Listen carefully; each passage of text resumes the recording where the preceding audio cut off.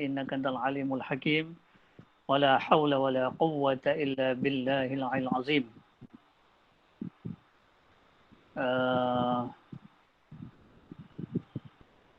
Marilah sama-sama kita membaca umul kita Al-Fatihah. A'udzubillahi minasyaitonir rajim.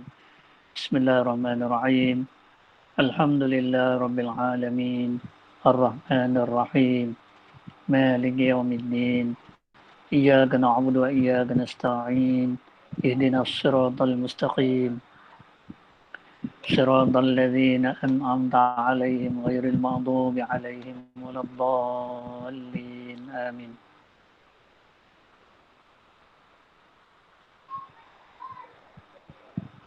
Alhamdulillah, pada malam ni kita dapat sekali lagi bersama-sama. Kita bersyukur pada Allah SWT.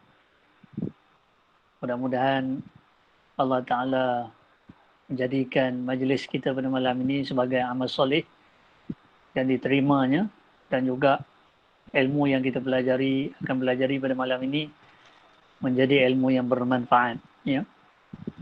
Allah SWT berfirman, "Fadhkuruni adzkurkum washkuru li wa la takfurun." Maka hendaklah kamu ingat aku, tentu aku akan ingat kamu, dan hendaklah kamu bersyukur kepadaku dan jangan kamu kufur. Jadi marilah kita membanyakkan zikir dan syukur kita kepada Allah Subhanahu Wa Taala. Dan ulama menyatakan bahawa zikir ni bagi insan. Zikru. Az-zikru lil insan. Az-zikru lil insan. Al-ma'ilis samak. Az-zikru lil insan. Zikrullahi lil insan. Kal-ma'ilis samak. Fakaifa bis samaki idza faraqal ma. Fakaifa idza faraqal ma. Zikrullah, mengingati Allah Ta'ala ini bagi manusia tak ubah seperti air bagi ikan. Maka bagaimanakah keadaan ikan itu apabila terpisah daripada air? Apabila tidak ada air, ya, ikan itu akan mati. Manakala kita pula, apabila tidak mengingati Allah, tidak ada zikrullah, jiwa kita akan mati. Ya, batin kita akan mati. Dan ada ulama menyatakan hayatul iman, hayatul qulubil iman wa mautuhal kufru. Hidupnya hati kita ni kerana ada iman. Kalau tidak ada iman, hati kita akan mati. Kemudian ulama ni menyatakan lagi wa sihhatuha az-zikru. Sihatnya hati kita ni apabila ada zikir, mengingati Allah SWT. Wa maraduha al-israru wa maraduha wa sihhatuha ta'atu. Wa sihhatuha ta'atu wa maraduha al-israru 'ala al-ma'siyati. Sakitnya hati, sihatnya hati itu bila kita taat kepada Allah Ta'ala, dan hati itu menjadi sakit apabila kita berterusan melakukan maksiat. Dan ulama ni juga berkata wa yaqzatuha az-zikru wa naumuha al-ghaflatu. Jaganya hati kita ataupun sedarnya hati kita, jaganya hati kita apabila kita berzikir kepada Allah SWT, bila kita mengingati Allah Ta'ala. Dan apabila kita lalai, maka hati kita tidur. Hati kita tidak jaga, ya, hati kita tidur bila kita lalai daripada mengingati Allah Ta'ala. Dan Allah Ta'ala mengingatkan kita dalam banyak ayat Quran, وَذُكُرُ katsira. Dan ingatlah Allah sebanyak-banyaknya. Dan Allah Ta'ala juga berfirman, وَلَا تَكُمْ مِنَ الْغَافِلِينَ. Janganlah kamu termasuk dalam golongan yang lalai. Lalai ni bahaya, ya, tuan-tuan dan puan-puan, saudara-saudari. Ulama menyatakan al-ghaflatu ruknun min arkani al-kufri. Lalai ni satu rukun dari rukun kufur. Maksudnya bila kita lalai, kita sudah hampir kepada zon kufur. Silap-silap boleh termasuk dalam zon kufur bila kita lalai. Sebab itu kita kena ubat penyakit lalai ni, kita kena rawat penyakit lalai ni dengan zikrullah, dengan mengingati Allah SWT. Dan sebenarnya bila kita berkuliah tentang nama Allah ni, sebenarnya kita mengingati Allah. Kalau kita belajar tauhid ni, sebenarnya kita mengingati Allah. Sebab Dalam pengajian tauhid kita sentiasa menyebut tentang Allah, menyebut sifat Allah, menyebut nama Allah, menyebut kebesaran Allah SWT. Dan apabila kebesaran Allah itu masuk dalam hati kita, maka tidak ada kebesaran makhluk. Makhluk tu tak ada kehebatan dah. Yang hebat hanya Allah. Ibarat kata macam waktu siang, nampak tak cahaya bulan pada waktu siang? Tak nampak. Padahal bukan tidak ada bulan tu di langit. Tetapi sirna, tetapi pudar cahaya bulan tu akibat terangnya cahaya matahari. Jadi apabila kita dapat menyaksikan, dapat merasai kebesaran kehebatan Allah Ta'ala, maka pudar, tidak terasa kehebatan makhluk. Dan sebenarnya kehebatan makhluk ni hanyalah majazi saja, hanyalah pinjam-pinjaman saja, hanyalah pada lahir saja, pada mata saja. Tapi pada hakikatnya, segala kehebatan tu Allah yang bagi. Mana ada orang lahir-lahir dalam keadaan dia alim, mana ada orang lahir-lahir dalam keadaan dia kuat, mana ada orang lahir-lahir dalam keadaan dia pandai. Ya. Kelebihan-kelebihan itu datang kemudian, artinya ada mula. Wa ma bikum min ni'matin fa min Allah. Dan apa saja nikmat ada pada kamu itu semua daripada Allah, bukan kita punya, semua Allah punya. Tak ada yang kita punya. Segala yang ada ni dia punya. Dan kalau dia nak ambil balik, bila-bila masa dia boleh ambil, sebab dia punya. Tanpa notis dia boleh tarik balik. Namun apabila kita bersyukur pada Allah SWT, dan hakikat syukur tu taat. Ulama menyatakan siapa taat pada Allah Ta'ala itu tanda dia bersyukur kepada Allah SWT. Dan syukur tu sebenarnya hati kita mengenang nikmat. Mulut kita mengucapkan Alhamdulillah, memuji Allah. Dan anggota kita, indera kita taat kepada Allah Ta'ala. Itulah hakikat syukur. Dan apabila kita bersyukur, Allah Ta'ala akan menambahkan lagi nikmat dan mengekal nikmat yang ada. Ya, sebagaimana firman Allah Ta'ala, la in syakartum la azidannakum. Jika kamu bersyukur, aku akan tambah nikmatmu. Dan ayat ni tuan-tuan dan puan-puan, saudara-saudari, ayat yang biasa kita dengar ni, la in syakartum la azidannakum wa la in kafartum inna azabi lasyadid. Jika kamu bersyukur, aku akan tambahi nikmatku kepadamu, dan jika kamu kufur, sebenarnya azabku amat pedih. Ayat ni sebenarnya adalah tafsiran, menjadi huraian kepada nama Allah Ta'ala Asy-Syakur. Asy-Syakur tu yang maha membalas kebaikan. Dan ayat ni juga menjadi huraian kepada nama Allah Ta'ala Al-Muntaqim, yang maha membalas kejahatan. Ya. Sebab itu Imam Syafi'i Ta'ala kata, wa jami'ul Qur'ani syarhu asma'illahil husna wa sifatihil ulia. Seluruh ayat Quran itu adalah merupakan huraian kepada nama-nama Allah dan sifat Allah. Nama Allah yang terindah dan sifatnya yang tertinggi. Sebab itu saya pesan kepada diri saya dan tuan-tuan untuk kalau serius, kalau kita bersungguh-sungguh untuk mendalami nama Allah, kena mendalami Quran. Kerana Quran itu adalah, ayat-ayat Quran itu adalah huraian kepada nama-nama Allah, sifat-sifat Allah SWT. Ya. Ini sebagai mukadimah lah kepada kuliah kita, ya. Dan insyaAllah pada malam ni, seperti mana yang saya kongsikan dengan tuan-tuan dalam WhatsApp, ada 2 risalah yang saya akan huraikan pada malam ni. Kita akan mula dengan risalah yang ini, ya. Saya minta maaf sebab sejujurnya saya beritahu, saya baru type risalah ni malam ini, selepas maghrib. Selepas maghrib tadi saya type, saya terjemahkan ya, lepas maghrib tadi. Tak sempat, agak sibuk ya, dengan kelas dan macam-macam urusan. Namun alhamdulillah Allah Ta'ala berikan kelapangan ni berkat doa tuan-tuan dan puan-puan. Sebab ada yang mendoakan ya, supaya saya dimudahkan di lapangan. Alhamdulillah. Ya, Allah Ta'ala itu dia Al-Mujib, yang maha memperkenankan doa. Qaribun mujib. Allah Ta'ala ni qaribun mujib. Dia maha hampir lagi maha memperkenankan.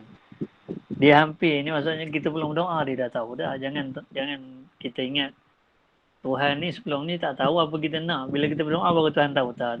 Salah. Sebab Allah Ta'ala ni dia qaribun mujib. Dirangkaikan dua tu. Qaribun mujib. Yang maha hampir lagi maha memperkenankan. Jadi sebelum jadi doa, dia dah tahu dah. Sejak azali dia tahu apa yang kita akan minta. Dan Allah Ta'ala berjanji, Udu'uni astajib lakum. Berdoa padaku akan ku perkenankan. Cuma soal bila Allah nak perkenan tu bukan hak kita. Terpulang pada dia. Kita minta lah. Dia nak bagi, dia bagilah. Tapi kena ada adab lah. Janganlah pandai minta, memberi tak pandai. Hanya menerima saja, memberi. Sebab itu dalam Quran Allah ajar kita, iyyaka na'budu wa iyyaka nasta'in.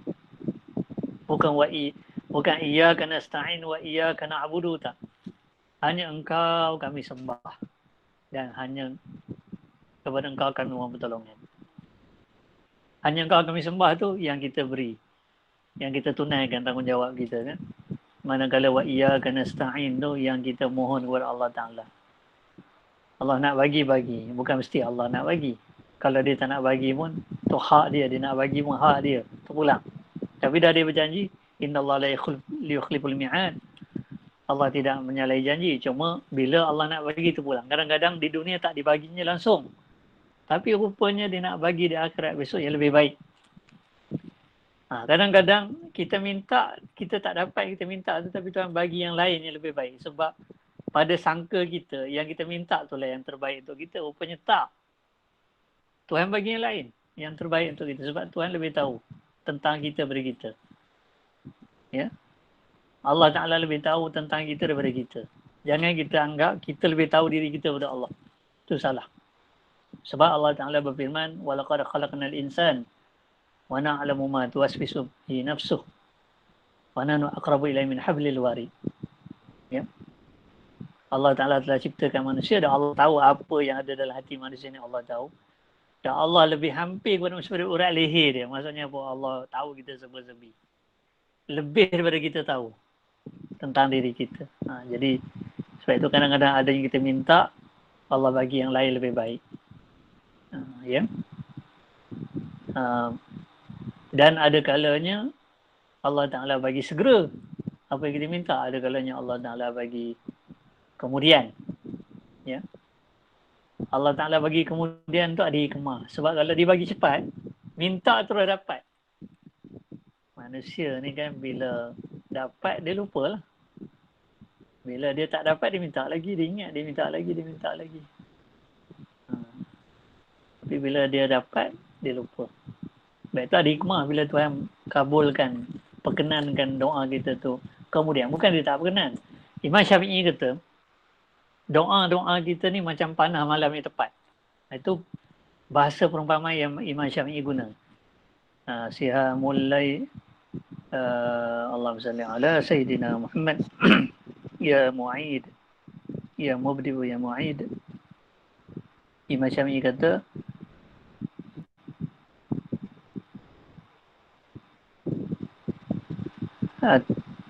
atahza'u bid-du'a'i wa tazdarihi wa ma tadri bima fa'ala al-qada'u sihamul layli la tukhti walakin laha amadun walil amadin qida'u. Imam Syafi'i kata, adakah kamu memperolok-olokkan doa? Adakah kamu menganggap remeh doa?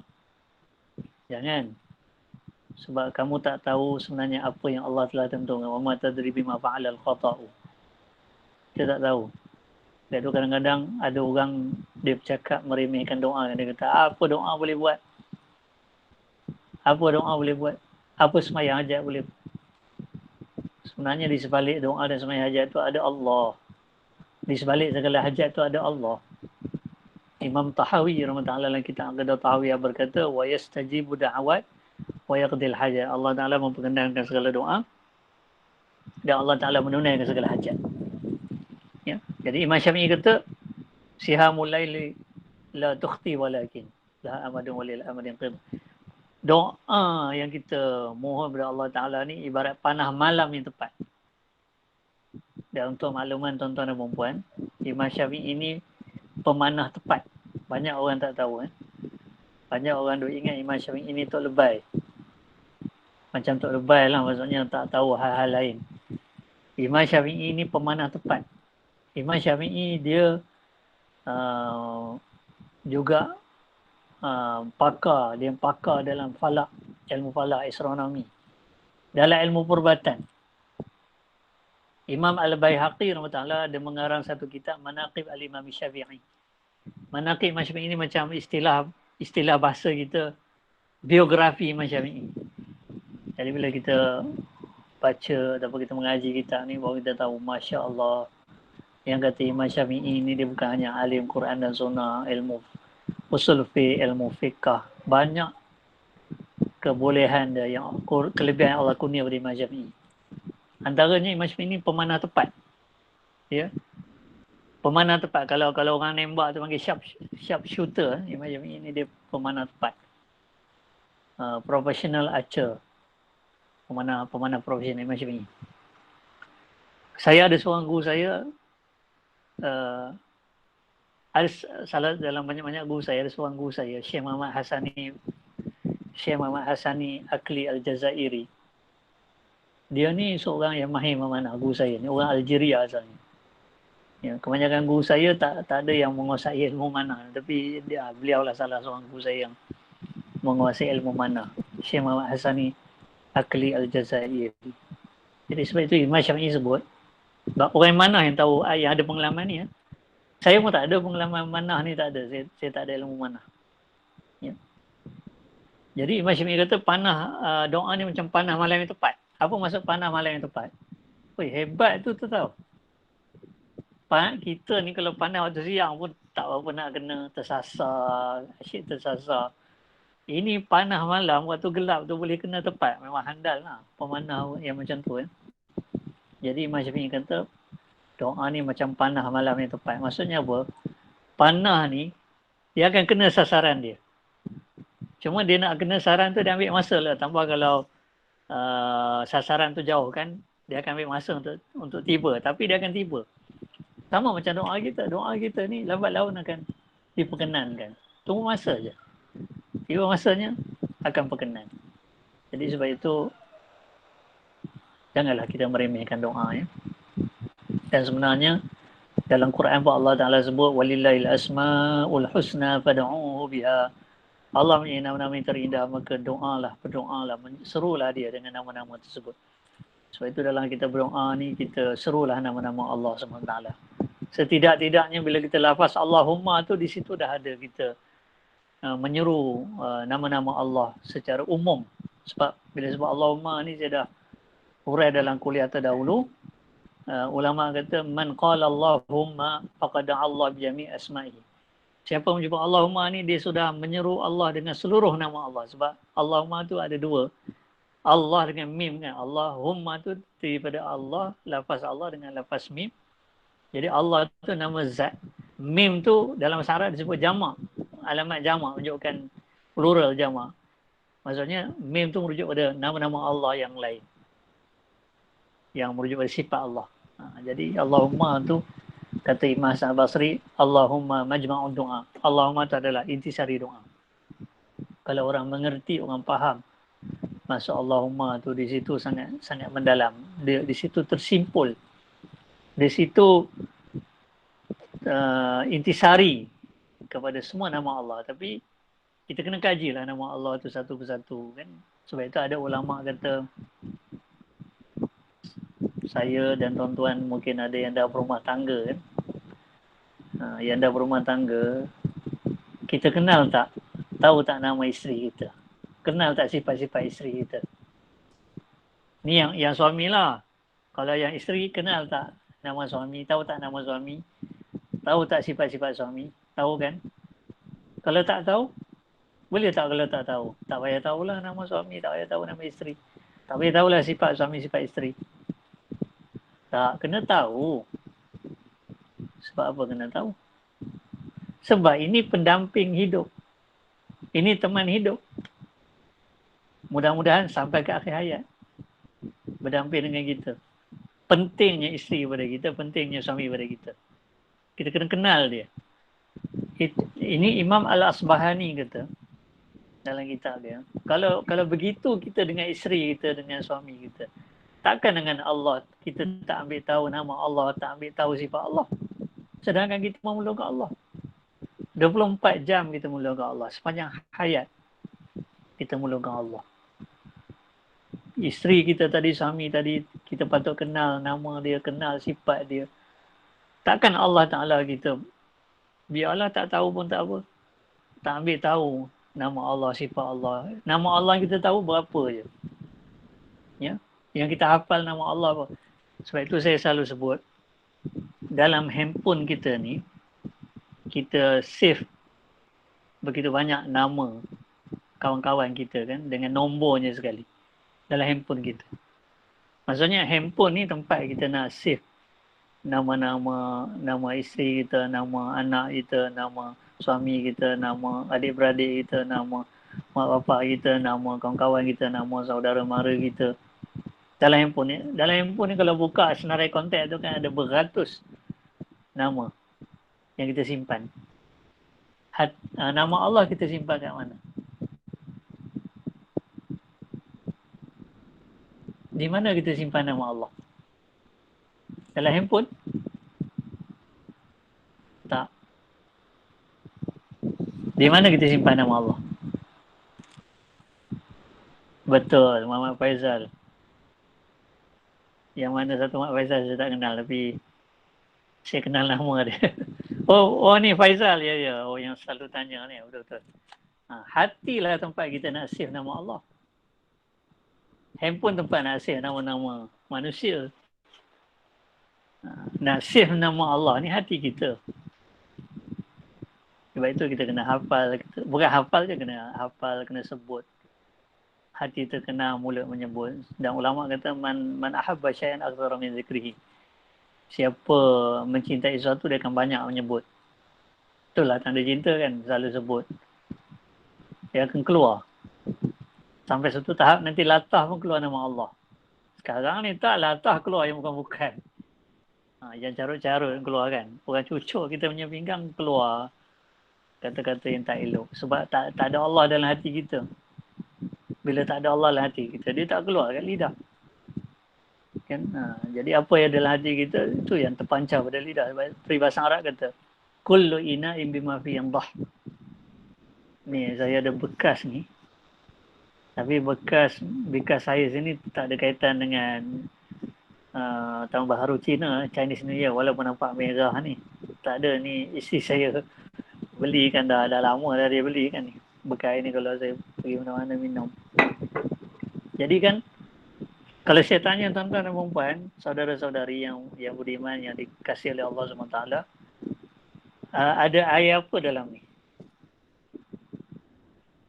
Tahu tak dalam bekas ni ada air apa? Kopi ke, teh ke, Milo ke? Tak tahu. Sebab apa tak tahu? Sebab ini dalam ni kita tak tahu. Dia tak keluar lagi kan. Bila saya buka ni, kemudian saya tuang depan tuan-tuan dan saya tuang gunakan gelas yang transparent, cawan yang transparent. Tuan-tuan nampak air tu keluar. Belum masuk dalam gelas lagi, tuan-tuan nampak air tu keluar daripada muncung tu, tuan-tuan. Oh, kopi ke? Tengok hitam kopi ya. Betul tak? Tengok coklat, koko ataupun Milo. Bila dah keluar baru tahu. Selagi dalam tak tahu. Kalau inat apa yang dalam bekas itu yang keluar. Kalau dalam hati kita ada Allah, kat mulut keluar Allah. Kalau dalam hati itu tak ada Allah, dia tak keluar kat mulut. Kalau latah keluar yang bukan-bukan. Tu. Jadi kita kena ingatlah Allah Ta'ala sebanyak-banyaknya. Allah ingat kita, kita tak ingat dia. Tak patutlah. Setiap masa kita menerima nikmat pada dia, tak putus-putus. Bermakna dia sentiasa ingat pada kita. Sentiasa dia bagi limpahan nikmat pada kita. Tak betul-betul. Kita yang putus ingatan pada dia. Kadang ingat, kadang tak ingat, kadang ingat, kadang tak ingat. Baru ni saya ada kongsi dalam WhatsApp kan ayat surah Al-Hadid. Kata Islam saya ayat 16. Yang itu ayat tu bagus untuk kita baca, kita amalkan supaya dapat melunakkan hati kita, ya dapat menyedarkan kita, dapat menyedarkan kita pada kelalaian kita. Dan sebenarnya ayat tu banyak orang terkesan dengan ayat tu. Tapi saya tak sempat nak cerita lah sebab nanti tak habis huraian. Mungkin pada masa yang lain saya akan huraikan ayat tu ya. Alam ya'ni lil ladzina amanu an takhsha'a qulubuhum li dzikrillah wa ma nazala minal haqq. Intisari pada ayat ni Allah Ta'ala tanya belum tak sama kalau ini cakap bahasa mudah lah, bahasa harian ni, bahasa biasa. Tak sampai masa lagi ke? Belum masa lagi ke? Bila ni nak hati tu nak tunduk kepada Allah? Tak sampai masa lagi ke? Bila? Itu sebenarnya ayat tu. Nak tunggu sampai bila ni baru nak ingat Allah SWT? Nak tunggu bila? Nak tunggu nyawa tu sampai ke kerongkong? Nak tunggu susah baru ingat Allah? Masa senang tak ingat, susah baru ingat. Sebab kadang-kadang manusia ni kan, waktu dia senang, dia tak ingat. Waktu dia susah, baru dia ingat. Panjang doanya waktu susah. Lama doanya. Bila dah dapat, berdoa pun tak. Masya Allah. Jadi kaedahnya kan, dalam hadis 40 yang Nawawi tu ada hadis yang berbunyi ta'arraf ila Allah fil rakha ya'rifka fi syiddah. Ingatlah Allah waktu senang, nanti waktu susah Allah ingat kita. Sebenarnya senang ke susah kita sentiasa ingat Allah, seperti mana Rasulullah sallallahu alaihi wasallam. So dalam hadis sebut kana Rasulullah sallallahu alaihi wasallam yazkurullah kulla ahyanihi. Rasulullah SAW itu sentiasa mengingati Allah pada setiap ketika, setiap saat, dalam apa juga keadaan. Berdiri, duduk, baring, pagi, petang, siang, malam, bukratan wa asila. Ya, allazina yazkuruna Allah, allazina yazkuruna Allah qiyaman wa qu'udan wa ala junubihim. Orang yang sentiasa mengingati Allah Ta'ala ketika berdiri, ketika duduk dan ketika berbaring. Ya. Fazkur isma rabbika bukratan wa asila, dan ingatlah nama Tuhanmu setiap pagi dan petang. Jadi malam ni kita bicara tentang, saya akan mula dengan yang ini dulu ya. Minta maaf. Okey.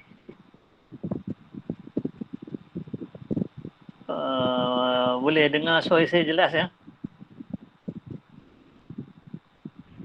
Jelas. Alhamdulillah. Keesaan dan ketunggalan Allah ya, Al-Wahid Al-Ahad. Imam As-Sanusi rahmatullah, tuan-tuan dan puan-puan rahmati Allah Ta'ala, Imam Sanusi ini seorang ulama yang hebat ya dalam bidang tauhid. Dan kata guru saya, Imam Sanusi ini dia adalah Al-Arif Billah. Dia adalah Al-Arif Billah, orang adalah wali Allah ya, yang mengenal Allah, yang mencapai ya maqam ma'rifatullah. Imam Sanusi ini. Jadi ini bukan ulama sembarangan ya, Imam Sanusi. Kita menumpang ilmu dia. Saya belajar daripada guru saya, kita Imam Sanusi.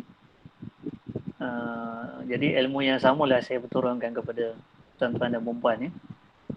Dan sebagaimana saya nyatakan, ilmu kita ni ilmu yang ada asal usul, ilmu yang bersanad. Ya, bukan ilmu hantu raya tiba-tiba muncul ya. Tapi ada rujukan, ada sandaran, ada ambilan ya, secara berguru, berkitab, supaya kita lebih yakin dengan ilmu yang kita tuntut tu. Imam Sanusi Ta'ala berkata dalam kitab dia, Syarhu Asma'il Al-Husna, nama kitab tu, Al-Wahid wal-Ahad ma'nahu mutaqarib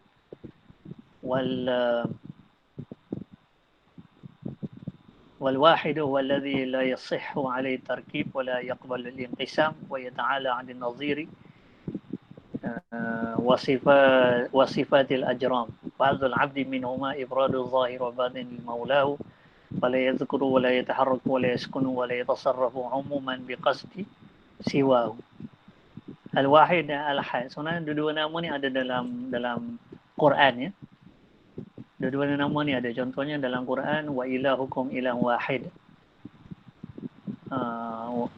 inna rabbakum la wahid, qul huwallahu ahad.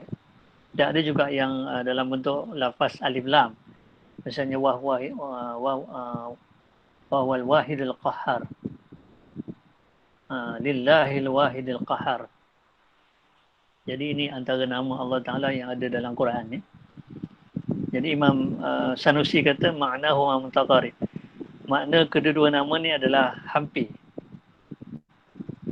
Maksudnya maknanya tu dia hampir sama makna nama Allah Ta'ala Al-Wahid dengan Al-Ahad. Cuma kalau ikut Imam Al-Ghazali, dia ada pengkhususan makna Al-Wahid dan Ahad. Kalau Al-Wahid ni dia kepada isbat. Kalau Ahad ni dia pada tanzih. Itu nanti saya akan urai lah bila tiba masanya. Malam ni saya rasa mungkin saya tak uraikan secara panjang lebar tentang beza Al-Wahid dengan Al-Ahad ni. InsyaAllah bila tiba masanya nanti saya akan uraikan apa beza Al-Wahid dengan Al-Ahad. Baik, itu disebut sini makna kedua nama ni adalah hampir. Hampir tu bukan maksudnya sama 100% ya. Maksudnya dia ada sedikit perbezaan. Pengkhususan antara kedua-dua nama ni. Kalau tidak, apa artinya kalau kedua-dua nama ni sama, maka ini orang Melayu kata lewah lah. Lewah, orang putih kata redundant. Redundancy. Perulangan yang tak perlu. Kenapa dah ada nama Al-Wahid, ada nama Al-Ahad pula. Kalau membawa makna yang sama, maka tak ada erti lah, tidak ada gunanya. Ya, sebab lewah ataupun redundant. Jadi Imam Al-Ghazali dalam kitab Al-Maqsidul Asna, beliau dan ini kitab yang menguraikan nama Allah. Dia kata nama-nama Allah ni walaupun dia hampir sama, tetapi dia akan ada makna khusus setiap nama tu. Macam Al-Wahid ni lebih kepada kita nak menyatakan Allah Ta'ala itu Esa. Maksudnya tidak lebih nak menyatakan Allah itu Esa. Tapi kalau Ahad ni sebenarnya kita nak menafikan bilangan. Nak menafikan adanya ramai Tuhan, nak menafikan adanya sekutu, nak menafikan ada yang sama dengan Allah. Jadi Al-Wahid ni lebih kepada dalam situasi kita nak mengisbat, kita sebut Al-Wahid. Dalam situasi kita nak mentanzi, nak menafikan adanya Tuhan yang ramai ataupun berbilang-bilang, berjuzuk-juzuk dan sebagainya, itu kita gunakan Al-Ahad. Ya. Baik, makna kedua nama ini adalah hampir, yang Maha Esa. Sebab itu ada orang terjemahkan sama, Al-Wahid yang Maha Esa, Ahad yang Maha Esa. Dan ada juga yang terjemahkan Al-Wahid ni yang Maha Satu. Bukan satu, Maha Satu. Kalau satu, dua, tiga, dia ada bilangan. Bila kata Maha Satu, dia bukan bilangan. Kadang-kadang disebut tunggal, Esa. Ya. Jadi yang Maha Esa bermaksud Tuhan yang tidak terdiri pada susunan. Dan tidak pula boleh dipecahkan kepada bahagian-bahagian. Allah Ta'ala ni bukan macam kita. Kita ni kan ada juzuk-juzuk, ada bahagian-bahagian. Ada organ-organ. Ada sendi lah, macam-macam. Ada tulang, urat, darah, daging. Bahkan boleh dipotong tu. Tuan-tuan ingat tak dulu ada kes Allahyarham Datuk Mazlan ke, yang adun ke ataupun ahli parlimen dia berpahang. Yang kes Mona Fendi tu. Ada yang ingat tak? Ingat tak? Ingat ya. Awak ingat tak kena kerat berapa tu? 16. Kerat 16 kan. Saya kan bila saya baca kisah tu, ingatan saya akan kembali kepada Qul huwallahu ahad. Kata kalau Allah Ta'ala itu Esa. Allah ni dia bukan juzuk-juzuk. Dia bukan seperti makhluk. Makhluk ni ada juzuk-juzuk. Kalau kita pergi, semoga Allah Ta'ala merahmati Allah Ta'ala yang bersifat Ar-Rahman Ar-Rahim, merahmati Allahyarham Datuk Mazlan ya. Semoga Allah mengampuni dosa, sebab Allah merahmatinya. Cuma saya bawa tu supaya jadi suatu pelajaran tauhid kepada kita, bahawasanya Allah sebaliknya. Allah bukan boleh dikerat-kerat. Allah tidak berjuzuk-juzuk. Ya. Kalau buka kita Aqidah Tahawiyah, Imam Tahawi kata, rahimahullah ta'ala, dia kata, wa ta'ala anil hududi wal ghayat wal arkani wal a'dha'i wal adawat. Antaranya Allah Ta'ala ni dia tidak ada anggota kecil, tak ada anggota besar, tak ada. Dia tak ada juzuk-juzuk bahagian-bahagian komponen-komponen, tak ada. Maha suci Allah daripada bersifat demikian. Itu yang kita kata Esa tu. Kata Esa tu ya. Yang masih maksud Tuhan yang tidak daripada susunan. Kalau kita pergi beli ayam, saya tak berapa pandai sangat bab orang dapur ni. Sebab saya orang balai tau. Pernah dengar tak orang dapur, orang balai? Kalau kita baca sastra Melayu klasik, orang dapur ni orang perempuan, orang balai ni orang lelaki. Saya orang balai. Saya bukan orang dapur. Tapi ada juga orang lelaki jadi orang dapur, pandai masak. Chef-chef tu kan. Biasanya kalau kita beli ayam, potong berapa? Saya biasa beli ayam tapi tak ingat potong berapa. Saya potong 20 selalu tak? Masya Allah, potong 20. Nampak? Kenapa ayam tu boleh dipotong? Sebab dia ada bahagian-bahagian juzuk-juzuk yang tersusun, yang tercantum. Allah Ta'ala Maha Suci Allah. Jadi bila kita tengok ayam tu, mata nampak ayam tapi minda kita, hati kita kepada Allah Ta'ala. Allah Ta'ala bukan seperti itu. Allah bukan tersusun daripada juzuk-juzuk. Terpancar. Maksudnya, dia ada refleks di situ. Kalau makhluk macam tu, Allah bukan macam tu. Sebab itu, ulama kata, Idzal mar'u kan, Imam apa, Allahumma salli ala Imam Ibn Katsir, dalam tafsir Ibn Katsir, dia sebut satu syair Arab. Dia kata, Idzal mar'u kan lahu fikratun, fa fi kulli syai'in lahu ibratun. Kalau manusia ni ada fikiran, setiap kejadian, setiap perkara, setiap sesuatu jadi pelajaran. Tengok ayam jadi pelajaran. Dengar cerita orang kena potong jadi pelajaran tauhid kepada kita. Sebab sanurihim ayatina fil afaq. Allah Ta'ala berfirman, kami akan perlihatkan tanda-tanda kebesaran kami di segenap ufuk. Maksudnya ada pelajaran tauhid di sebalik segala kejadian. Dengan syarat kita ada kacamata tauhid. Kalau kita ada kacamata tauhid, apa saja kita pandang, kita akan nampak asma Allah, nama Allah. Orang bayi lahir, al-muhyi. Orang meninggal dunia, dapat berita orang meninggal dunia, itu al-mumit. Orang jatuh sakit, ad-dar. Orang makan ubat, orang ambil vaksin sembuh, itu an-nafi'. Jadi tak ada peristiwa dalam dunia ni yang bukan Allah buat, semuanya Allah buat. Tak ada peristiwa yang bukan Allah. Tidak ada peristiwa yang bukan Allah buat, semuanya Allah Ta'ala yang buat. Semuanya perbuatan Allah, semuanya kesan perbuatan Allah. Semuanya pancaran kepada Asma'ullahil Husna. Nama sebut pada saya, ada tak satu peristiwa yang tak ada kaitan dengan perbuatan Allah, dengan sifat Allah, dengan nama Allah? Tak ada. Semuanya. Sebab itu ulama kata, ma ra'aitu syai'in la wa ra'aitu Allah fihi. Tidak aku lihat satu kecuali lihat Allah padanya. Maksudnya di sebalik segala kejadian itu ada Allah.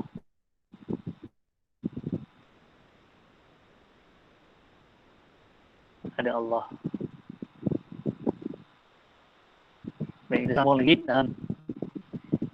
Yang Maha Esa bermaksud Tuhan yang tidak terdiri dari susunan dan tidak boleh dipecahkan pada bahagian-bahagian.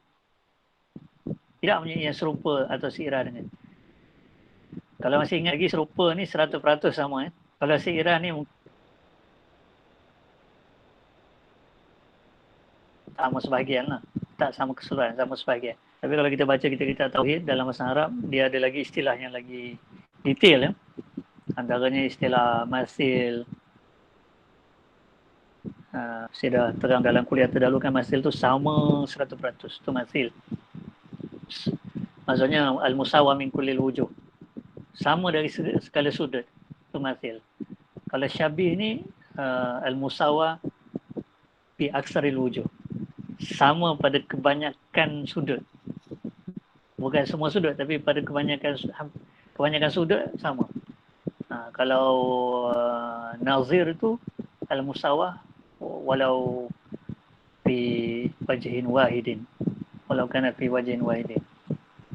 Walau kana min wajhin wahid. Sama walaupun satu sudut.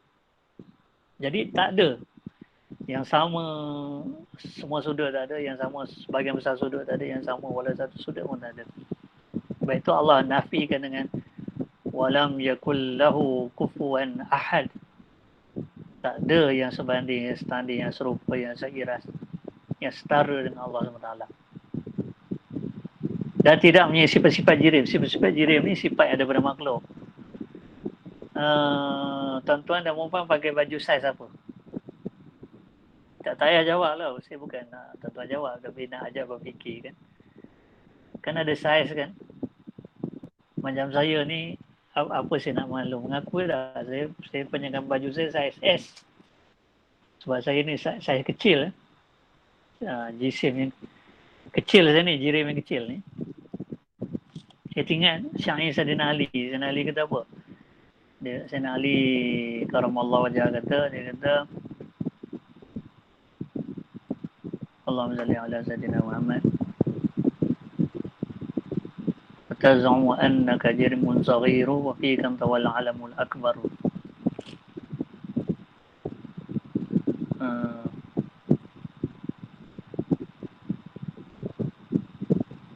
ودواؤك فيك وما تبصر وداؤك منك وما تشعر وتزعم أنك جرم صغير وفيك أنت والعلم وتزعم أنك جرم صغير وفيك أنت والعلم الأكبر.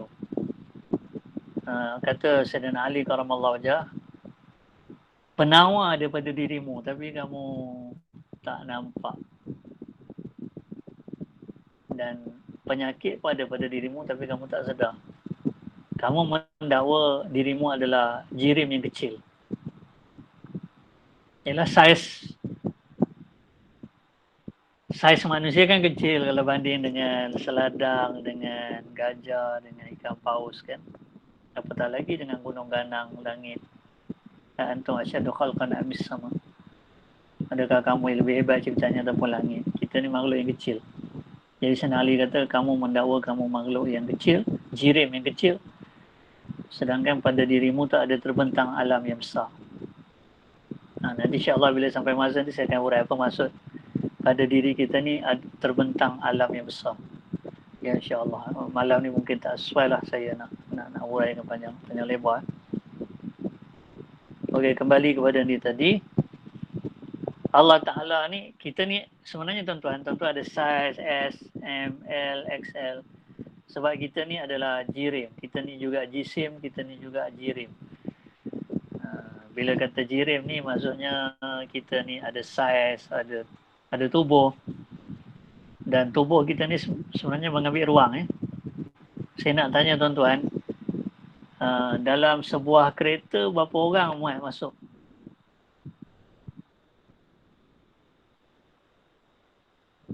Empat, 5 tak? Kalau masuk 20 orang muat dalam sebuah kereta. Orang besar-besar kita ni. Ikut adatnya tak muat.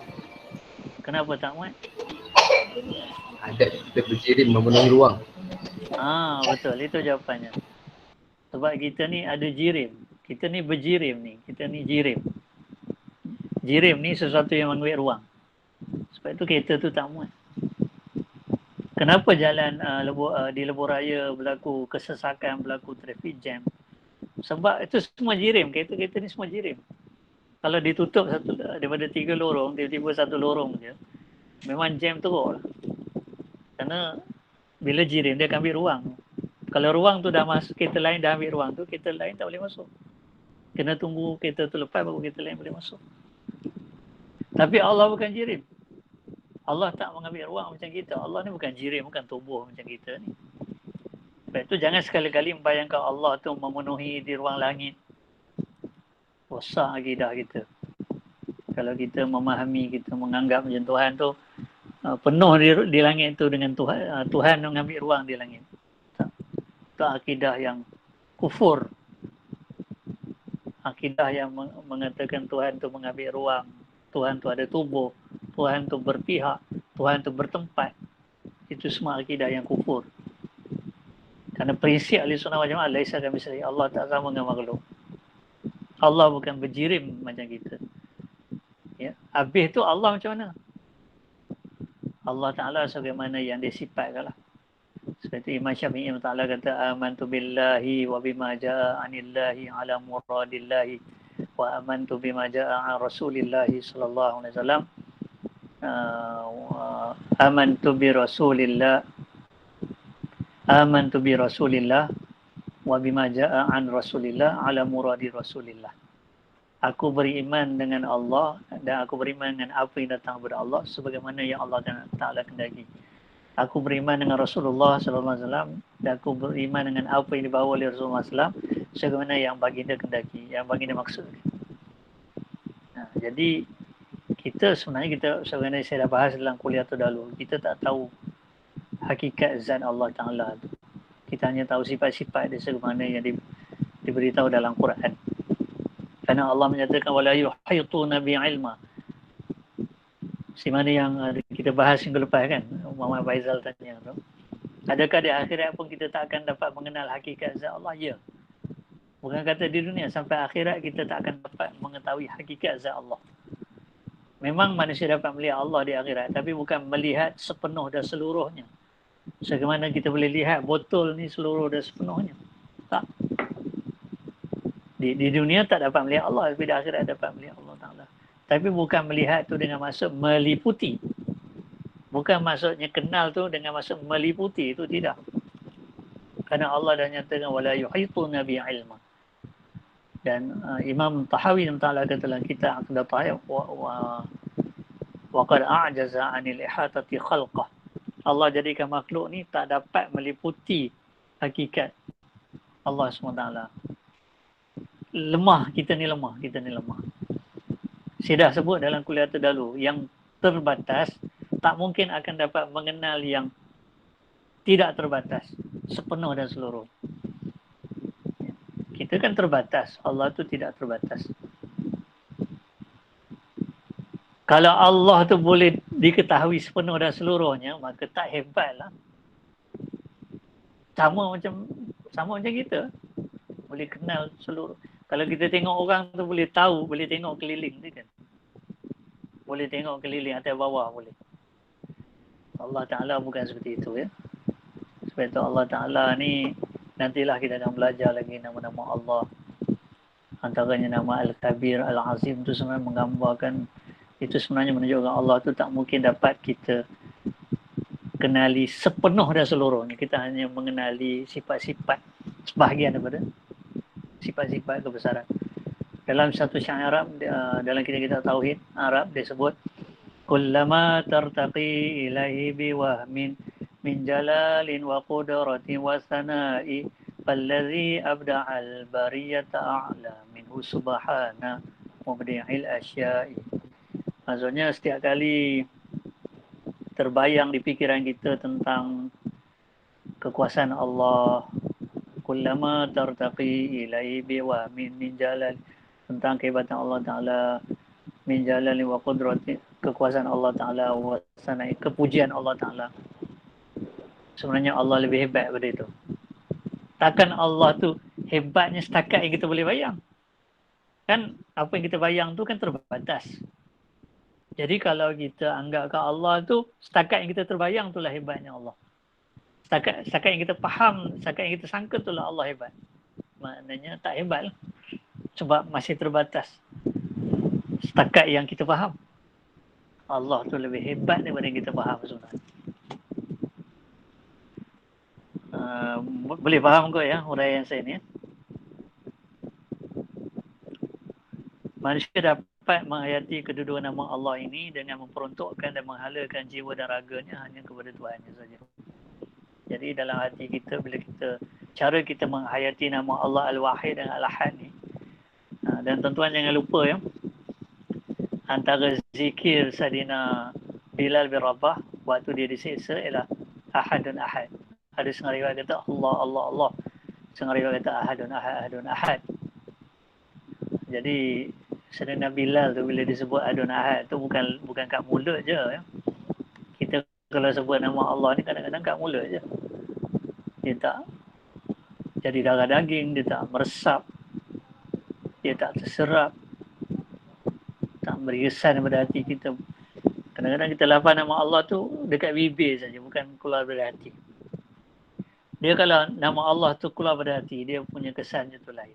Orang dengar pun dapat kesan kalau keluar nama Allah daripada hati. Sebab itu ada satu peristiwa. Rasulullah SAW sedang berehat waktu balik berperang, kalau tak silap saya. Pedang tu diletakkan. Kemudian datang orang musyrikin nama dia Du'asur. Itu dalam hadis riwayat Imam Bukhari, tak silap saya. Jadi Du'asur ni dia nampak Nabi SAW baring tu. Nabi SAW letak pedang tu, dia ambil pedang. Dia hunus ke arah Nabi SAW. Sekejap ya.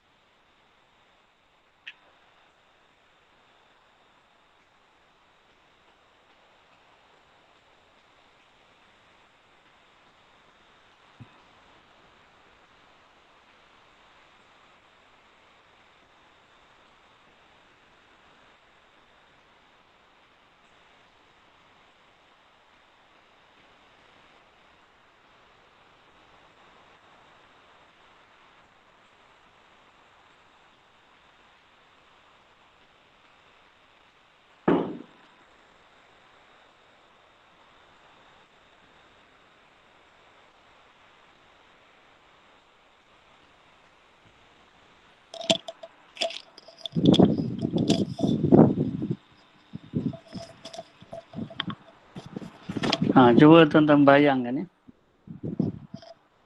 Du'asur ni dia ambilnya pedang. Tapi minta maaf saya tak ada pedang. Cuba tuan-tuan bayang kalau kita kena macam tu lah. Ni.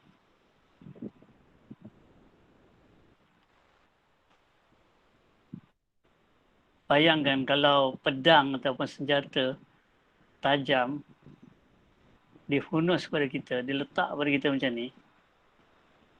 Agak-agak apa jadi kat kita?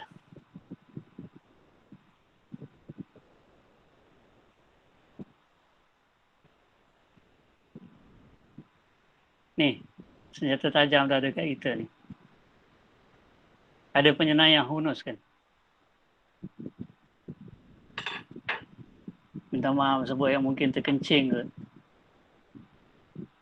Dah menggeletar ke tak? Tapi Rasulullah SAW bila dihunus pedang oleh Du'asur ni, sambil Du'asur bertanya, dia kata, "Man yamna'uka minni?" Siapa yang boleh menghalang? Ya betul, panik, takut. Siapa yang boleh menghalang kamu daripada aku? Tanya Du'asur kepada Nabi SAW. Nabi SAW spontan keluar. Sebenarnya bukan keluar di lidah, daripada hati itu keluar ke lidah. Allah. Bila Nabi SAW sebut Allah, jatuh ni. Pedang ni jatuh. Kemudian Nabi SAW ambil pedang tu lalu hunus kepada Du'asur. Nabi SAW tanya dia, "Man yamna'uka minni?" Siapa boleh halang kamu pada aku? Du'asur tak boleh jawab. Kalau dia nak jawab berhala Lata, Mana, Uzza, bukan ada kat situ. Berhala tu bukan boleh buat apa pun. Nampak? Betapa bila keluar nama Allah tu di mulut Nabi SAW, dia masuk dalam hati Du'asur. Terkesan. Timbul rasa gerun, takut, terkejut, jatuh pedang. Sebab itu ulama kata innal kalimata idza kharajat minal qalbi waqa'at fil qalbi. Ucapan ni kalau keluar pada hati, dia akan menuju ke hati.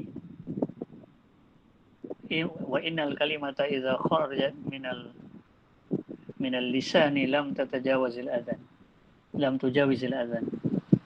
Tapi kalau ucapan tu keluar pada lidah semata-mata, lidah hanya sebutan lidah saja, bukan daripada hati. Dia hanya singgah kat telinga lah. Tak ada kesan, tak ada apa. Jadi nama Allah Ta'ala ni sebenarnya dia bukan jangan zikir di lidah saja. Dia mesti terbit daripada hati kita. Dalam hati kita tu ada Allah. Manusia dapat menghayati kedua-dua nama ini dengan memperuntukkan dan menghalakan jiwa dan raganya hanya kepada Tuhan. Ini yang kita ikrarkan dalam solat. Inna salati wa nusuki wa mahyaya wa mamati lillahi rabbil alamin. Sembayangku, ibadatku, hidup dan matiku. Inna salati wa nusuki wa mahyaya wa mamati. Hidupku dan matiku hanya kerana Allah, kepada Allah. Hasbi Rabbi Jalallah ma fi qalbi ghairullah. Cukuplah Tuhanku tu bagiku, dan tidak ada dalam hatiku ni selain pada Allah SWT. Ilahi anta maqsudi wa ridhaka matlub. Ilahi anta maqsudi. Wahai Tuhanku, Engkaulah tujuanku. Engkaulah maksudku, Engkaulah tujuanku. Dan redamu lah yang ku dambakan, yang ku cari. Ya. Maksudnya hati dia, kompas hati dia sentiasa jarum kompas hati dia tu sentiasa menunjuk kepada Allah. Kan kalau kita ambil kompas tu, jarum tu sentiasa letaklah, pusinglah macam mana pun, akan sentiasa jarum tu menunjuk arah utara. Jadi orang yang mengingati Allah SWT, berdiri, duduk, berbaring, pagi dan petang, tu jarum hatinya tu sentiasa menunjuk kepada Allah Ta'ala. Dan contoh yang paling tepat ialah Rasulullah SAW. So, kemudian hadis sebut, kerana Rasulullah SAW yazkurullah kulla ahyanihi. Rasulullah SAW itu sentiasa hatinya tu, sentiasa dia mengingati Allah Subhanahu wa Ta'ala. Manusia dapat menghayati kedua nama Allah ini dengan memperuntukkan dan menghalakan jiwa dan raganya hanya kepada Tuhan. Dengan demikian, segala ingatan, gerak, diam dan urusannya hanya ditujukan kepada Allah, bukan yang selain. Ingatannya kepada Allah, gerak dan diamnya, gerak kerana Allah, diam kerana Allah, urusannya semua kerana Allah Ta'ala. Itu yang balik kepada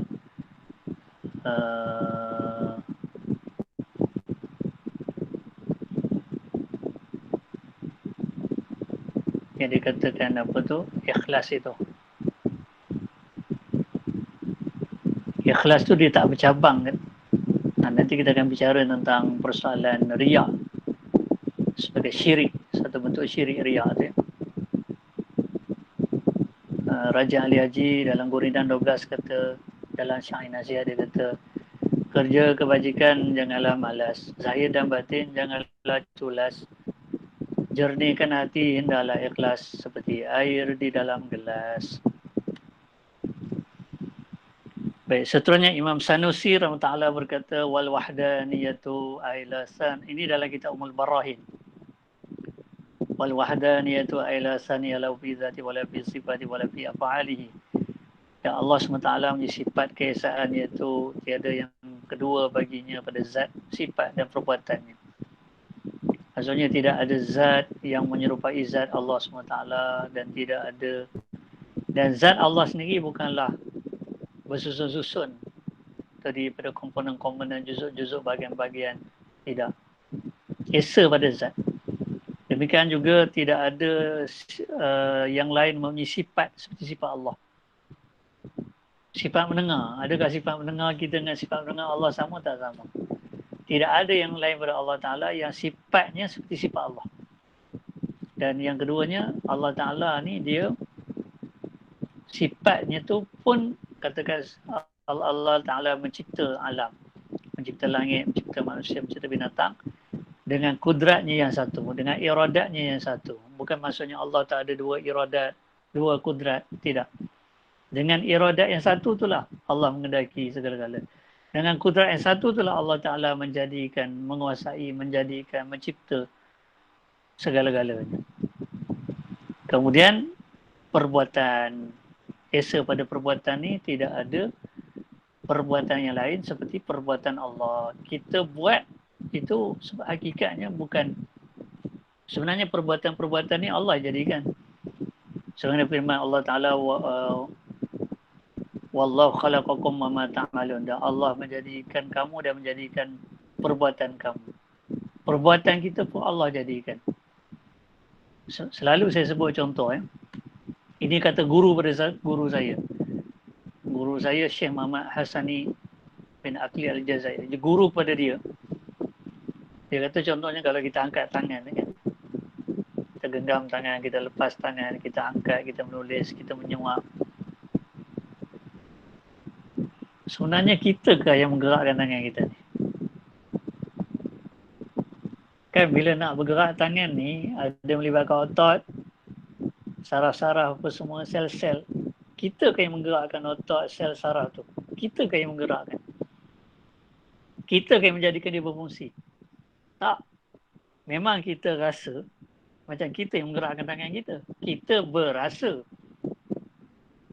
Misalnya ni kan macam saya gerak tangan ni. Saya berasa macam saya menggerakkan tangan saya. Berasa macam. Pada hakikatnya bukan saya menggerakkan tangan saya. Wa ma ramaita iz ramaita walakinna Allah rama. Wa ma ramaita iz ramaita. Dan bukan kamu yang membaling ketika kamu membaling, tetapi Allah Ta'ala yang membaling. Menjadikan balingan itu berlaku.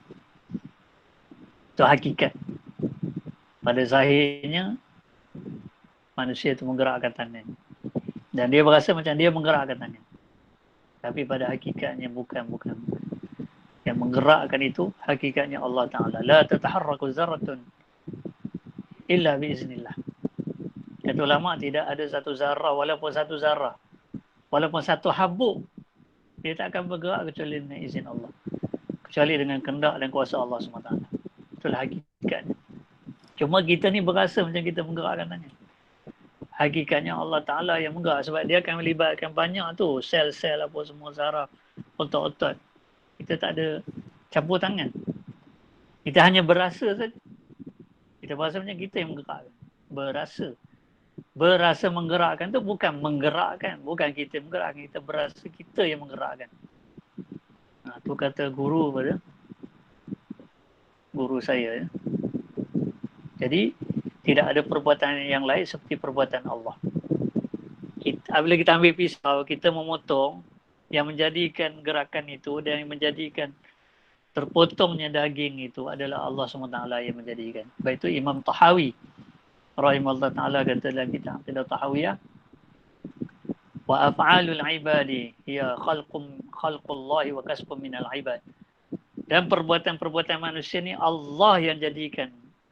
Dan manusia tu yang mengusahakan. Dia usaha belum tentu jadi. Kadang-kadang potong tak. Kalau kita lalukan pisau tak putus pun. Kita nyalakan api tak terbakar pun. Yang menjadikan terbakar Allah, yang menjadikan terpotong pun Allah, menjadikan gerakan tu pun Allah, yang menjadikan nyalaan tu pun Allah. Semua Allah. Hakikat di sudut pandang tauhid. Kalau belajar sains dia tak pergi ke situ. Kita bukan belajar sains ni ya, kita belajar tauhid. Kacamata sains lain, kacamata tauhid lain. Sains ni dia belajar lapis yang pertama saja. Yang zahir saja, yang terlihat saja, yang boleh diuji kaji dalam amal saja. Tapi bila kita belajar tauhid, belajar nama Allah, sifat Allah ni, kita melihat, kita mengkaji apa di sebalik itu, hakikat dia. Kita tidak lagi terikat dengan sebab, tetapi kita mengkaji penjadi sebab. Kalau belajar sains, dia akan sampai pada cause and effect, sebab musabab. Tapi bila orang belajar tauhid, dia akan mengkaji khaliqul asbab wal musabbabat, pencipta sebab dan pencipta musabab. Ada Allah di sebalik segala sebab dan musabab. Kadang-kadang Allah Ta'ala menzahirkan kekuasaannya, walaupun selalunya Allah Ta'ala jadikan ada sebab, Allah jadikan ada musabab. Tapi ada kalanya Allah zahirkan kekuasaannya sebab manusia ni jangan sampai nanti fikirannya terikat dengan sebab. Allah nak jadikan ada sebab. Tak ada sebab Allah tak boleh buat. Sebab itu ada peristiwa seperti Allah jadikan Nabi Isa tanpa sebab.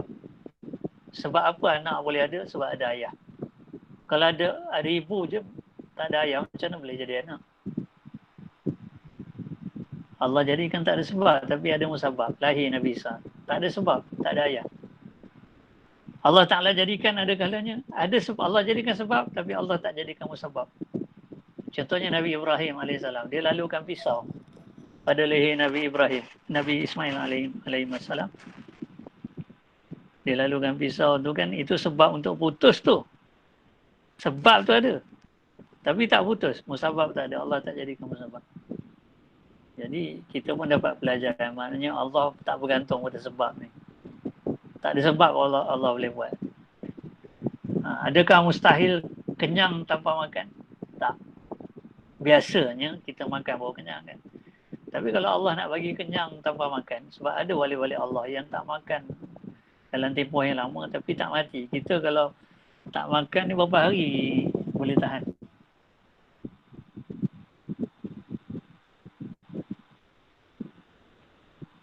Dalam tubuh kita ni ada 60% air. 3 hari tak makan mati. Terima kasih dapat satu ilmu saya. Tuan-tuan pun boleh kongsi ilmu dengan saya. Saya tak semua saya tahu. Sebenarnya kan bila ada perkara kita tak tahu, itu Allah nak menzahirkan kelemahan kita dan nak menzahirkan kehebatan dia. Dia tahu segala-gala, kita tak usah belagak lah. Kita ni tak tahu. Jahil kita ni. Berapa helai rambut? Cuba beritahu. Berapa helai rambut? Cuba kira sekarang. Belagak kata lebih pandai daripada Allah. Beritahu. Berapa helai rambut? Bulu roma berapa helai? Jadi Allah zahirkan kelemahan kita. Dan Allah zahirkan kehebatan dia. Kita tak tahu. Yang pada tubuh kita tak tahu berapa helai bulu roma, berapa helai rambut. Allah tahu, ahsa kulla syai'in adada. Allah tahu satu persatu. Macam mana dia boleh tahu satu persatu? Habis dia yang cipta. Al-Khallaqul Alim. Bala wa huwal Khallaqul Alim. Kenapa dirangkaikan dua nama ni dalam surah Yasin? Al-Khallaq Maha Mencipta, Al-Alim Maha Mengetahui. Sebab ulama tafsir kata Allah yang mencipta, tentu dia tahu apa yang dia cipta. Ala ya'lamu man khalaqa wa wal latiful khabir dalam surah Al-Mulk. Tidakkah Tuhan yang mencipta, dia tahu. Setakat mana dia tahu tu? Ahsa kulla syai'in adada. Tuhan tahu satu persatu. Ada seorang pesyarah pada Indonesia. Dia ni orang miskin asalnya. Tapi alhamdulillah berkat kesabaran dia berjaya akhirnya jadi pesyarah di salah sebuah universiti di barat dalam bidang matematik. Saya lupa nama dia. Tuan-tuan tahu tak? Dia tulis satu buku, tajuk buku tu Tuhan Ahli Matematika. Tuhan Ahli Matematika.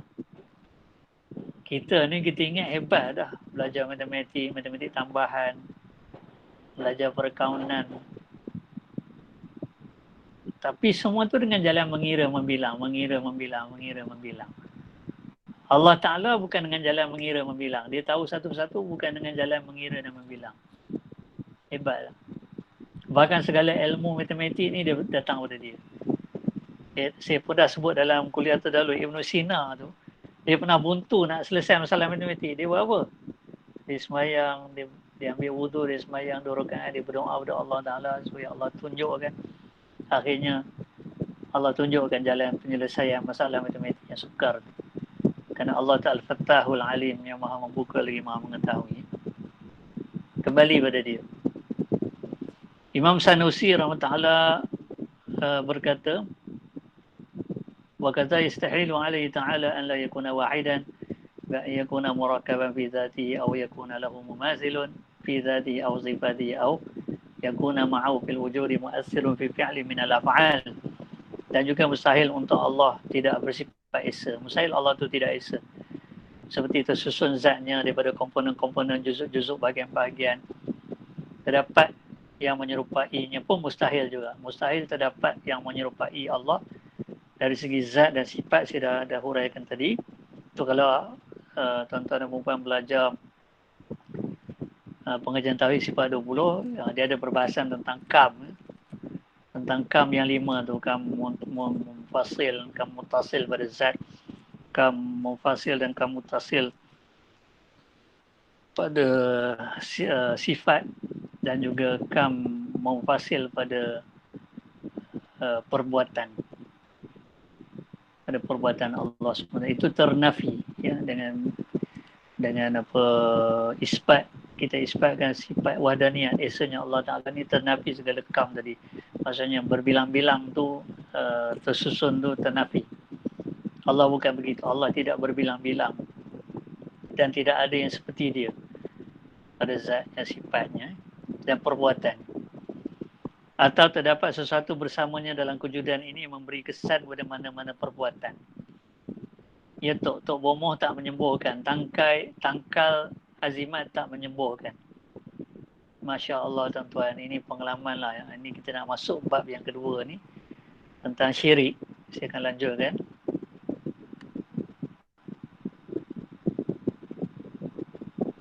Tuan-tuan kalau makan mesti kenyang ke? Harusnya. Tak mesti kenyang. Makan ubat pasti sembuh? Tak. Bukan ubat menyembuhkan, bukan nasi mengenyangkan. Hakikatnya Allah. Ada makanan pun belum tentu kenyang. Ada ubat pun belum tentu sembuh. Yang menjadikan sembuh Allah, yang menjadikan kenyang pun Allah. Bahkan yang menjadikan ubat dan nasi itu pun Allah. Semua Allah jadikan, tak ada yang bukan Allah. Itulah hakikatnya. Sebab itu Allah tu antara nama je Al-Khaliq, Maha Mencipta. Dan Maha Mencipta Allah Ta'ala itu segala-gala Allah cipta.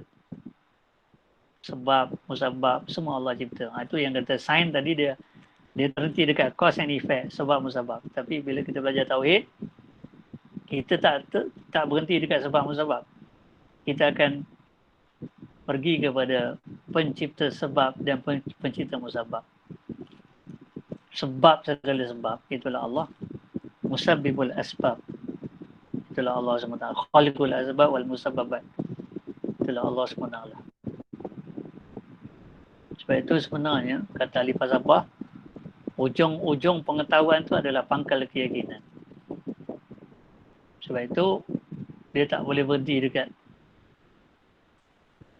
sebab, dekat musabab. Dia mesti pergi selapis lagi. Kadang-kadang orang sebut faktor X kan. Faktor X itu sebenarnya itulah khaliqul asbab wal musabbabat. Allah SWT. Baik, kita lanjut dengan persoalan syirik. Dah dekat pukul 12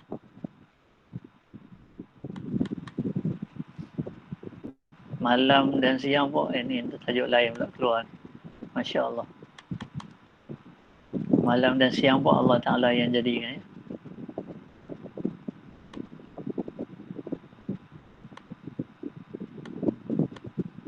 Malam berganti siang, Allah Ta'ala yang menggantikan. Bukan dia bertukar sendiri. Okey, ini jenis syirik menurut Imam Sanusi dalam kitab Al-Muqaddimat.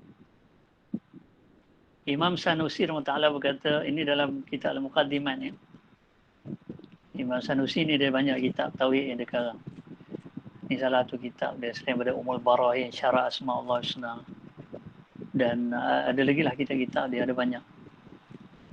Alhamdulillah saya berkesempatan belajar ya, beberapa buah kitab Imam Sanusi rahimahullah ta'ala. Jadi saya berkongsi lah apa yang saya tahu. Imam Sanusi rahimahullah, ini ilmu daripada Allah SWT ya. Saya hanya jadi alat, jadi laluan saja untuk menyampaikan kepada tuan-tuan dan puan-puan. Imam Sanusi ta'ala berkata, wa anwa'u syirki sittatun.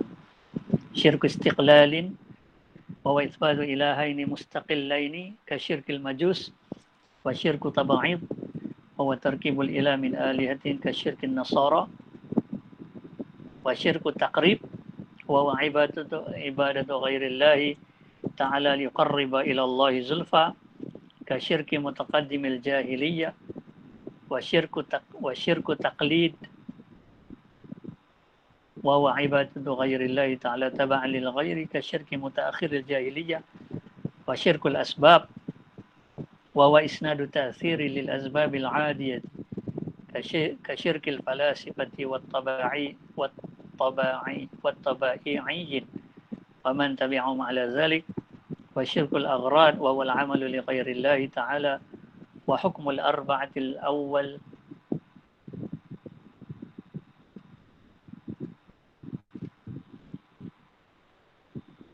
wa hukmul arba'ati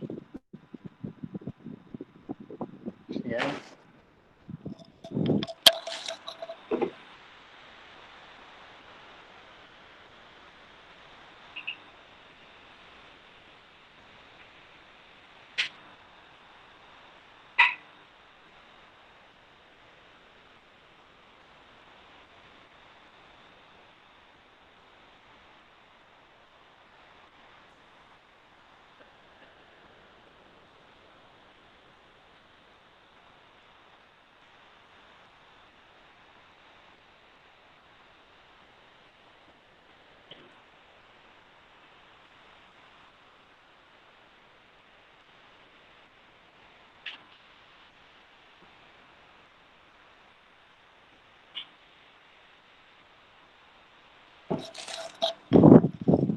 Tuan-tuan kalau ada yang dah mengantuk, perlu tidur tak apa ya, boleh left tak apa. Saya izinkan. Tapi kalau ada yang nak terus mendengar, boleh, insyaAllah. Saya akan cuba tamatkan pada pukul 12, insyaAllah. Baik, saya nak balik pada tadi, bacaan tadi ya. وحكم الأربعة الأولي وحكم الأربعة الأولي الكفر بإجماع وحكم السادس المعصية من غير كفر بإجماع وحكم الخامس التفصيل فيها فمن قال في الأسباب إنها تؤثر بطبعها فقد حكي الإجماع على كفره ومن قال إنها تؤثر بقوة أودعها الله فيها فهو فاسق مبتدع في كفر قولان. Ini nama kitabnya lah. Terdapat 6 jenis syirik. Pertama, syirik istiqlal, iaitu kepercayaan tentang kewujudan dua Tuhan seperti kesyirikan orang Majusi. So, orang Majusi ini mereka percaya pada dua Tuhan, ya. Satu Tuhan baik, satu Tuhan jahat. Satu Tuhan cahaya, satu Tuhan kegelapan. Tuhan ni ada Tuhan baik, Tuhan jahat, tuan-tuan. Bayangkan. Kita ni, kalau yang baik, kalau Tuhan ni, tentulah baik. Takkan Tuhan jahat. Yang jahat tu setan ni tak? Dan sebenarnya tentang apa tu akidah orang Majusi ni, turun ayat Quran. Kalau tuan-tuan buka suratul An'am, ayat pertama tu, Alhamdulillahillazi khalaqas samawati wal ard wa ja'ala adh-dhulumati wan nur. Kalau tuan-tuan mengaji tafsir ayat ni, maksud ayat ni, segala puji bagi Allah Ta'ala yang menjadikan langit dan bumi. Alhamdulillahillazi khalaqas samawati wal ard wa ja'ala adh-dhulumati wan nur. Segala puji bagi Allah Ta'ala yang menjadikan langit dan bumi dan menjadikan cahaya dan kegelapan. Alhamdulillahillazi khalaqas samawati wal ard wa ja'ala adh-dhulumati wan nur. Wa ja'ala adh-dhulumati wan nur, dan Allah menjadikan kegelapan dan cahaya. Jadi ulama tafsir menyatakan dengan ayat ini sebenarnya menolak fahaman orang Majusi yang mengatakan ada dua Tuhan tu. Sebenarnya kegelapan dan cahaya itu Allah jadikan. Kebaikan dan keburukan itu pun hakikatnya Allah Ta'ala yang menjadikan. Dia bukan satu Tuhan buat yang baik, satu Tuhan yang buat yang jahat, tak. Ya, segala-galanya Allah yang jadikan. Itu yang pertama. Yang kedua, syirik taba'id. Syirik taba'id iaitu keyakinan tentang penyatuan Tuhan daripada beberapa Tuhan seperti kesyirikan orang Kristian. Orang Kristian ni mereka terkenal dengan doktrin Trinity. Aqidatul Taslis. Trinity, ya. Kalau dalam Quran tu disebut, Allah Ta'ala hikayatkan kata-kata orang Nasrani, orang Kristian ni, Innallaha salisu salasa. Allah ni adalah tiga daripada, maksudnya tiga Tuhan, satu dalam tiga dalam satu. Tiga dalam satu. Maksudnya Allah, Tuhan Bapa kata mereka. Tuhan Bapa, Tuhan Anak, kemudian Roh yang suci, Rohul Kudus. Tiga dalam satu. Maksudnya Tuhan ni dia tadi pada tiga sebenarnya. Penyatuan tiga. Tuhan Bapa, Tuhan Anak, Rohul Kudus, ya. Dia panggil syirik taba'id. Seperti pegangan orang Kristian. Sedangkan Nabi Isa AS ni sangat jelas sifat manusiawinya. Bahkan tuan-tuan, kalau kita baca Bible, mungkin tuan-tuan pun mungkin ada yang pernah baca Bible. Saya pun ada Bible ni dekat rumah ni. Ada dua atau tiga versi Bible. Kalau kita baca, sebenarnya Bible ni banyak versi. Kalau kita baca Bible, ya Allah, ya Rabbi, jelas. Walaupun Bible tu dalam bahasa Inggeris, bukan dalam bahasa Arab, bukan dalam bahasa yang asal.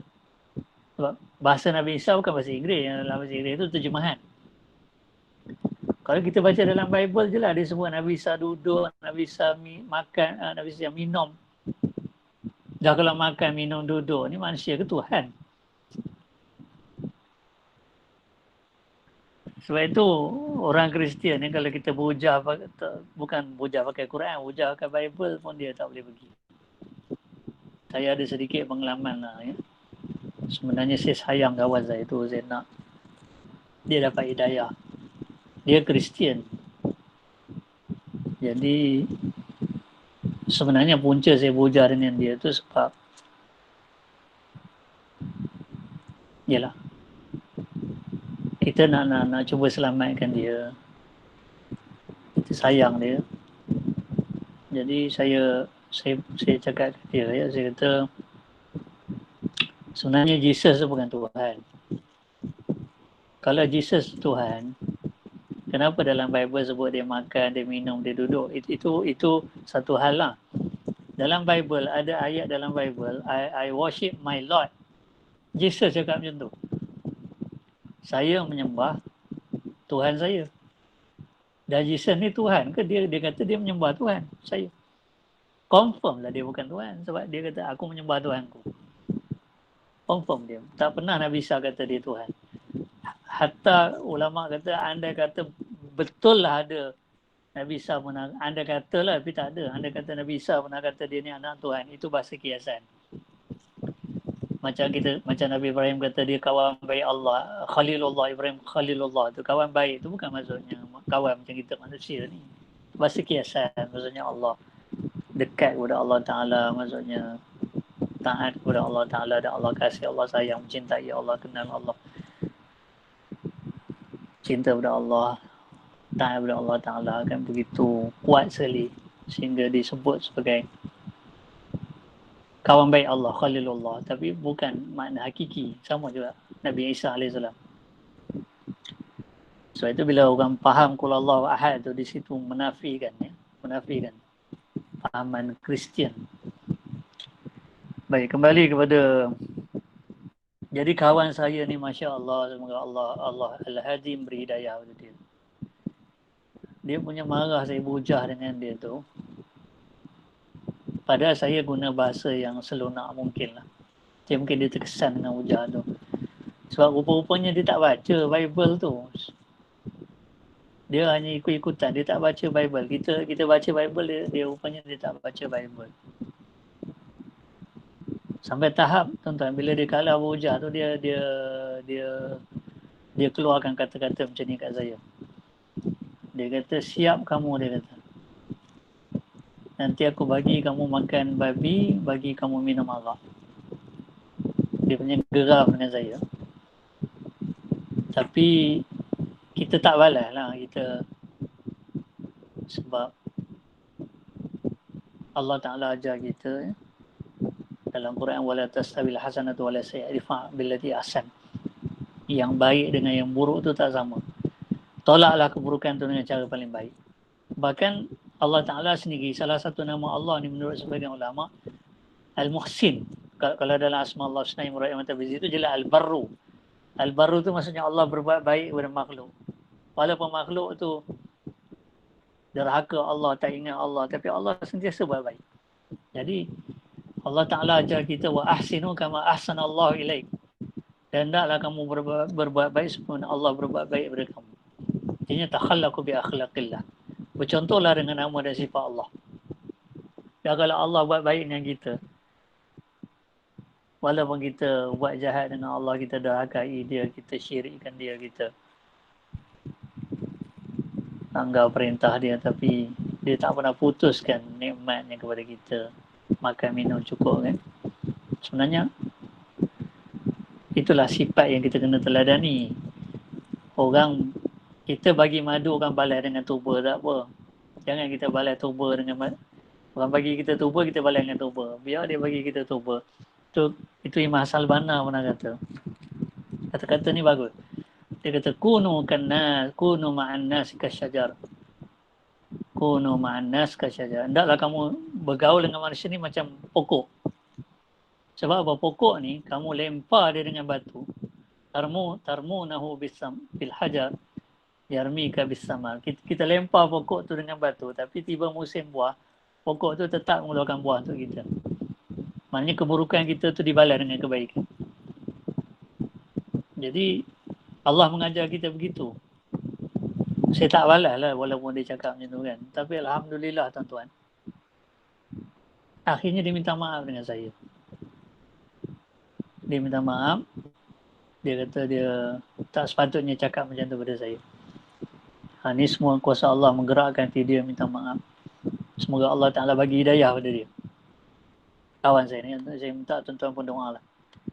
Supaya Allah Ta'ala bagi hidayah pada dia. Baik, kita kembali kepada ni. Syirik takrib iaitu penyembahan sesuatu selain Allah. Dengan tujuan untuk mendekatkan diri kepada Allah seperti kesyirikan golongan jahiliah yang terawal. Firman Allah Ta'ala, ma na'buduhum illa liqarribuna ila Allah zulfa. Kami tidak menyembah berhala-berhala ni kecuali supaya berhala ni mendekatkan kami kepada Allah. Maksudnya berhala tu jadi medium. Sebenarnya asalnya berhala ni dipahat oleh orang zaman dulu untuk kenang-kenangan terhadap orang soleh. Bila orang soleh meninggal, mereka pahat berhala sebagai kenang-kenangan untuk ingat orang soleh ni. Bila ingat orang soleh ni, ingat kepada Allah Ta'ala. Tetapi akhirnya berhala-berhala tu akhirnya disembah. Kerana mereka kata nak minta langsung dengan Allah ni, diri mereka kotor, berlumah dengan dosa. Jadi orang-orang soleh ni adalah jadi medium. Namun akhirnya disembah. Daripada kenang-kenangan jadi sembahan. Itu asal dia. Manakala syirik taklid iaitu penyembahan sesuatu selain Allah kerana mengikut orang lain seperti kesyirikan. Golongan jahiliah terkemudian. Tadi golongan jahiliah terawal mereka sembah berhala tu supaya mereka dekat kepada Allah. Tapi golongan jahiliah terkemudian, beranak-beranaknya lahir, tengok-tengok berhala dah ada. Tengok-tengok mak bapak mereka sembah berhala. Jadi mereka ikutlah, tak tahu ujung pangkal. Taklid. Ini Allah Ta'ala berfirman dalam Quran, wa idza qila lahum ittabi'u ma anzalallah qalu bal nattabi'u ma alfayna 'alayhi aba. Sofia tidur. Awalau kana aba'uhum la ya'qiluna syai'an wa la yahtadun. Dan bila dikatakan kepada mereka, ikutlah apa yang ikutlah wahyu yang diturunkan oleh Allah Ta'ala. Mereka menjawab, mereka berkata, bahkan kami mengikut apa yang dilakukan oleh nenek moyang kami. Nenek moyang kami sembah berhala, kami sembah. Padahal nenek moyang mereka itu tidak menggunakan akal fikiran dan tidak mendapat petunjuk. Itu yang dipanggil syirik taklid. Ya. Kemudian tuan-tuan yang Allah minta maaf lah, dah buku 12. Minta maaf. Syirik asbab. Ini ada kaitan dengan berbomoh ni. Syirik asbab iaitu penyandaran sesuatu kesan kepada sebab yang bersifat kebiasaan. Seperti kesyirikan ahli falsafah dan ahli alamiah. Ahli alamiah ni dalam kitab Arab sebut taba'i. Ya, kalau dalam bahasa Inggeris sebut naturalist. Siapa naturalist ni? Iaitu orang yang menyokong dan mendukung konsep naturalisme. Maksudnya apa yang berlaku ni semua berlaku sendiri. Semula jadilah istilahnya, semula jadi. Tak ada Tuhan. Ya. Jadi ini syirik asbab. Kalau katakan apa tu, ubat tu yang menyembuhkan. Bukan Allah menyembuhkan, ubat tu yang menyembuhkan. Tangkal tu yang menyelamatkan. Tangkal tu yang menyembuhkan. Itu sebab cara-cara berbomoh, berdukun, berpawang ni ada yang menjebak kita pada syirik. Dan Rasulullah SAW sabda, innar ruqa wat tamaima wat tiwalata syirkun. Sesungguhnya jampi mantra, tangkal azimat dan ilmu guna-guna ataupun ilmu 77 sihir, ini adalah syirik. Maksudnya kalau kita yakin makhluk tu yang menjadikan sesuatu tu berlaku, mendatangkan mudarat, mendatangkan manfaat, benda tu yang mendatangkan mudarat dan manfaat, itulah syirik. Itu kata syirik asbab tadi. Padahal benda tu sebab aja, bukan makhluk, bukan benda, bukan orang tu yang menjadikan. Sembuh, tak sembuh tu bukan orang, bukan benda. Tapi Allah. Tapi bila kita letak keyakinan kita pada benda, itulah syirik asbab. Maka ubat-ubat yang menyembuhkan. Saya ingat dulu zaman saya Saya ni dulu tuan-tuan, waktu saya umur 20-an, saya suka belajar ilmu apa, persilatan, ilmu kebatinan. Saya pantang dengar ada guru yang hebat, saya pergi. Rata saya pergi. Saya pergi Johor, saya pergi Melaka, saya pergi Kedah, saya pergi Pahang. Ada je guru yang hebat. Ilmu minyak dagu pun saya pernah belajar. Kalau tentang pernah dengan ilmu minyak dagu. Cakra alam dan macam-macam. Tapi sebenarnya bila saya belajar tu, saya ada kaedah lah. Maksudnya, seorang sahabat Nabi radhiyallahu anhu pernah kata, dia kata, a'rifu syarr la li syarr lakin li tawaqqihi. Aku nak kenal benda yang tak baik ni bukan aku nak terjebak dengan benda, tapi aku nak hindari. Sekarang ni kalau kita, apa beza mukjizat dengan sihir? Misalnya lah, macam mana nak beza mukjizat dengan sihir? Kalau kita tak tahu yang mana sihir, macam mana kita nak bezakan sihir daripada mukjizat? Jadi banyak ilmu perbomohan, ilmu perdukunan ni, kepawangan ni, dia melibatkan sihir. Dia melibatkan makhluk halus. Dan Iblis ni dia bersumpah kan, fabima aghwaytani la uzayyinanna lahum wa la ughwiyannahum ajma'in illa ibadaka minhumul mukhlasin. Iblis ni akan sesat, gelincirkan kita, dia akan jebak kita dalam perangkap syirik. Bila kita dah syirik, dia akan berlepas diri. Kamathali syaitan idh qala lil insani kfur falamma kafara qala inni bari'um minkum. Dalam Quran Allah sebut. Jadi amalan-amalan perbomohan ni dia nak cerita panjang, tapi saya sebut sebahagian lah. Antaranya keyakinan kita boleh berubah daripada tauhid pada syirik bila kita meletakkan kesan itu, ubat tu yang menyembuhkan, tangkal tu yang menyelamatkan kita. Kan bomoh ni dia bagi ubat, dia bagi tangkal, dia bagi azimat, dia jampi mentera. Kalau keyakinan kita itu yang mendatangkan kesan, bukan Allah, syirik lah. Itu panggil syirik asbab. Ada orang, dia nak lariskan perniagaannya, dia ambil kulit kijang bubuh dalam tempat duit tu, cashier tu. Ataupun ambil kulit kerbau londo. Orang Indonesia bilang kerbau londo. Kerbau putih, bala, kerbau bala. Kita kata kerbau bala. Albino. Kan. Saya pernah tengok ada tok bomoh tu, dia ambil kulit kerbau londo tu. Dia ikat pada tubuh dia, kemudian dia ambilnya botol tu, dia tumbuk botol tu hancur macam tumbuk sambal tu. Kemudian dia makan kaca tu keruk-keruk macam makan kacang. Apa pun tak jadi. Orang wah. Orang mulut melopong, mata terbeliak tengok. Jadi keyakinan orang akan pergi pada benda tu. Kulit kerbau itulah yang menjadikan dia kebal, tak mampan, tak lut. Syirik lah, syirik asbab. Sebenarnya hakikatnya Allah jadikan, walaupun berlaku pada tangan tok bomoh, berlaku pada tangan yang fasik. Sebab itu nanti kita kena belajar apa itu mukjizat, apa itu irhas, apa itu karamah, apa itu ma'unah, apa itu sihir, apa itu ihanah, apa itu sihir, apa itu istidraj, apa itu sya'wazah saya dah lupa dia punya istilah tu. Adalah kita kena belajar 8 jenis perkara yang mencari adat, perkara yang orang putih kata miracle, perkara yang luar biasa. Kena belajar, kena bezakan. Jadi tujuan saya belajar ilmu kebatinan, ilmu pelik-pelik tu sebab nak tahu mana, apa ciri-ciri sihir. Nak tahu beza sihir dengan karamah macam mana. Tapi nantilah insya-Allah saya akan uraikan. Jadi Nabi sallallahu alaihi wasallam bersabda tadi, jampi mentera, azimat, tangkal azimat, kemudian ilmu kuna-kuna, ilmu 77, santau termasuk dalam masyarakat Melayu. Ini menjebak di syirik. Sebab nanti keyakinan kita kepada benda, keyakinan kita kepada bahan, keyakinan kita kepada Tok Bomoh. Pernah, Masya Allah, satu hari saya mengajar kitab Syekh Abdul Qadir Madili, kitab Tauhid. Bila saya buka, siswa jawab, seorang makcik tanya kepada saya. Dia cakap kepada saya, Ustaz, dia kata saya ni, anak saya pernah accident dulu.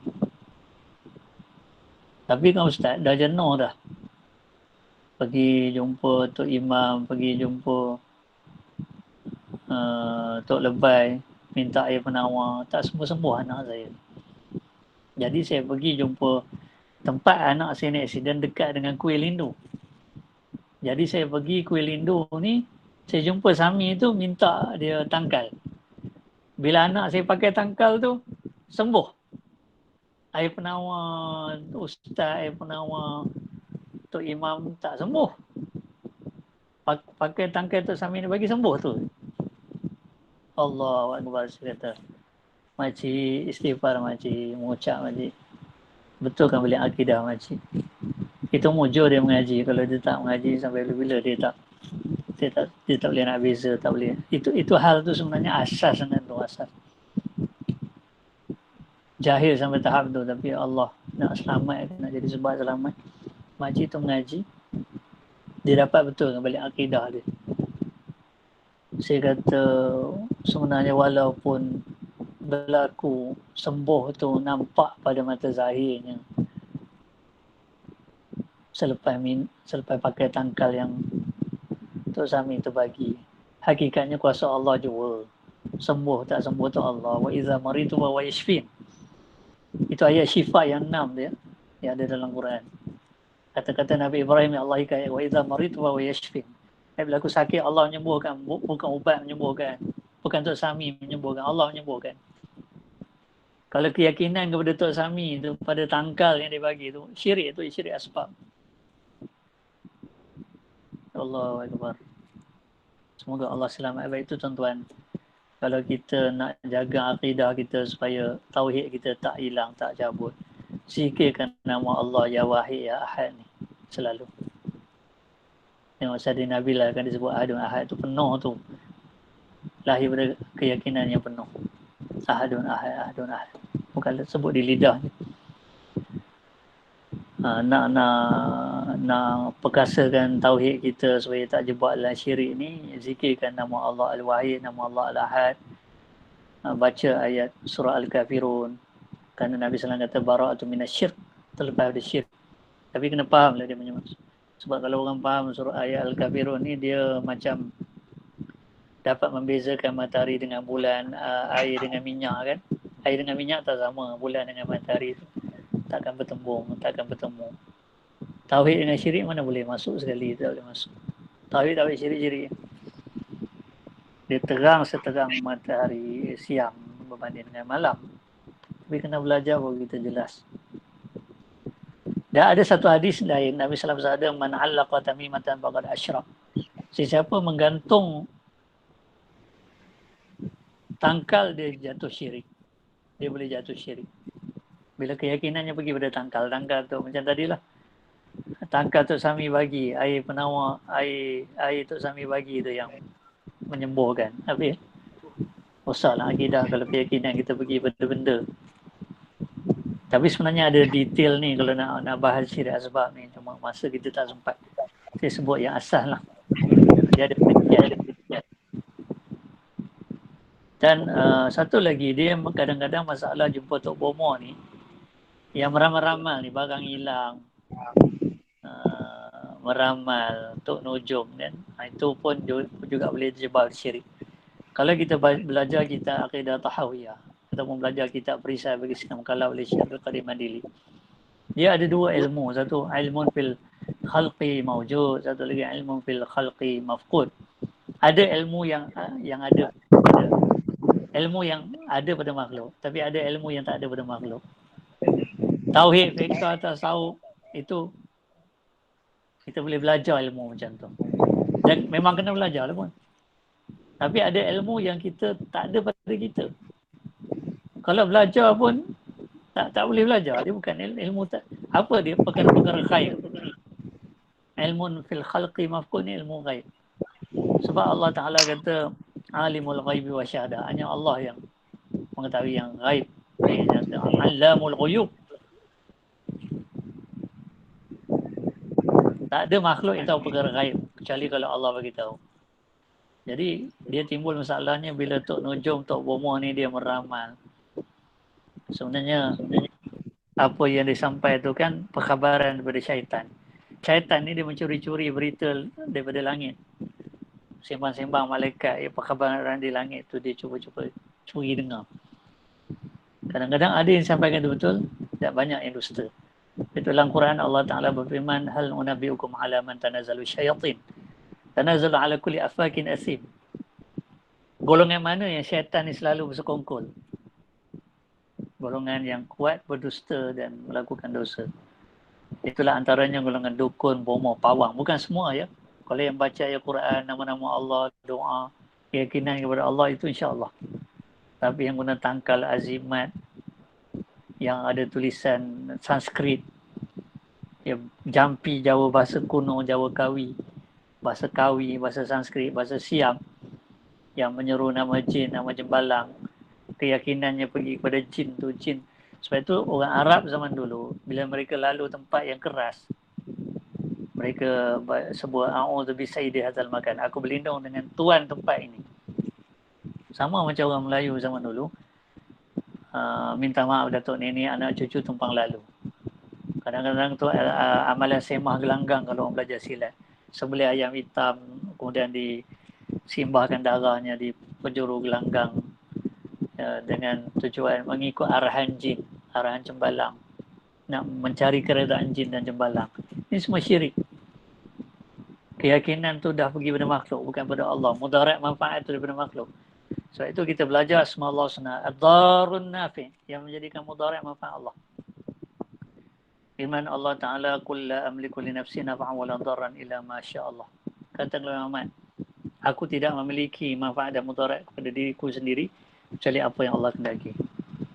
Jadi jangan keyakinan kita pergi kepada tangkal azimat, jampi, mentera. Jangan bersekongkol dengan jin, keyakinan kita, taat, patuh kita kepada jin. Dan sihir ni, amalan sihir termasuk juga amalan santau dalam masyarakat Melayu ni, dia selalu menggunakan makhluk halus. Dia patuh taat kepada jin. Itu masalahnya ya. Yang terutama dia panggil santau hikmat. Dia menggunakan makhluk halus. Sedangkan makhluk halus ni dia ada matlamat jauh tau. Dia tolong kita hari ni, orang yang ilmu kebatinan, ilmu persilatan, bukan semualah, sebahagian. Macam-macam kelebihan dapat. Jalan atas bara api, kaki tak melecur, senjata tak load. Kerana jin-jin ni dia tolong. Bahayanya masa nak mati. Bila nak mati nanti jin tuntut tagih budi dia. Bila aku dah tolong kamu sekarang ni, kamu sembah aku. Sikit je sembah aku. Lepas tu dah nazak ni kan, jin muncul. Mengaku Tuhan, suruh sembah. Dia tak boleh nak sembah, dia dah terlantar. Jin kata tak apa-apa. Kalau tak boleh sujud, gerak, klik dengan kelopak mata, tanda sujud. Tengah-tengah klik mata, tanda sujud kepada jin yang mendakwa sebagai Tuhan tadi. Lepas tu malaikat mau cabut habis. Mati kufur. Itu bahaya dia. Nantilah insya-Allah saya akan bahas lagi tentang syirik asbab ni pada masa yang akan datang. Dan ada satu hadis Nabi SAW sabda, man ataka hinan aw arrafan fasaddaqahu bima yaqulu faqad kafara bima unzila ala Muhammadin sallallahu alaihi wasallam. Atau kama qala. Hadis ini bermaksud sesiapa mendatangi tok dukun, pawang, tok nujum apa semua meramal-ramal ni, yang meramal yang bagi tahu yang menyampaikan perkara gaib yang telah berlaku ataupun yang akan berlaku, yang bersifat ramalan. Dia percaya dengan kata Tok Bomoh tu. Dia telah mengkufuri apa yang diturunkan kepada Nabi Muhammad sallallahu alaihi wasallam. Kenapa? Kenapa yang mengetahui perkara gaib ni Allah. Kalau ada yang mendakwa dia tahu perkara gaib, maknanya dia dah ambil hak ketuhanan. Dan bila kita letak keyakinan pada dia, percaya pada dia, maknanya kita yakin ada yang tahu perkara gaib selain Allah. Habislah. Dan ini juga disebut taghut dalam Quran. Faman yakfur bit-taghut wa yu'min billah faqad istamsaka bil 'urwatil wuthqa.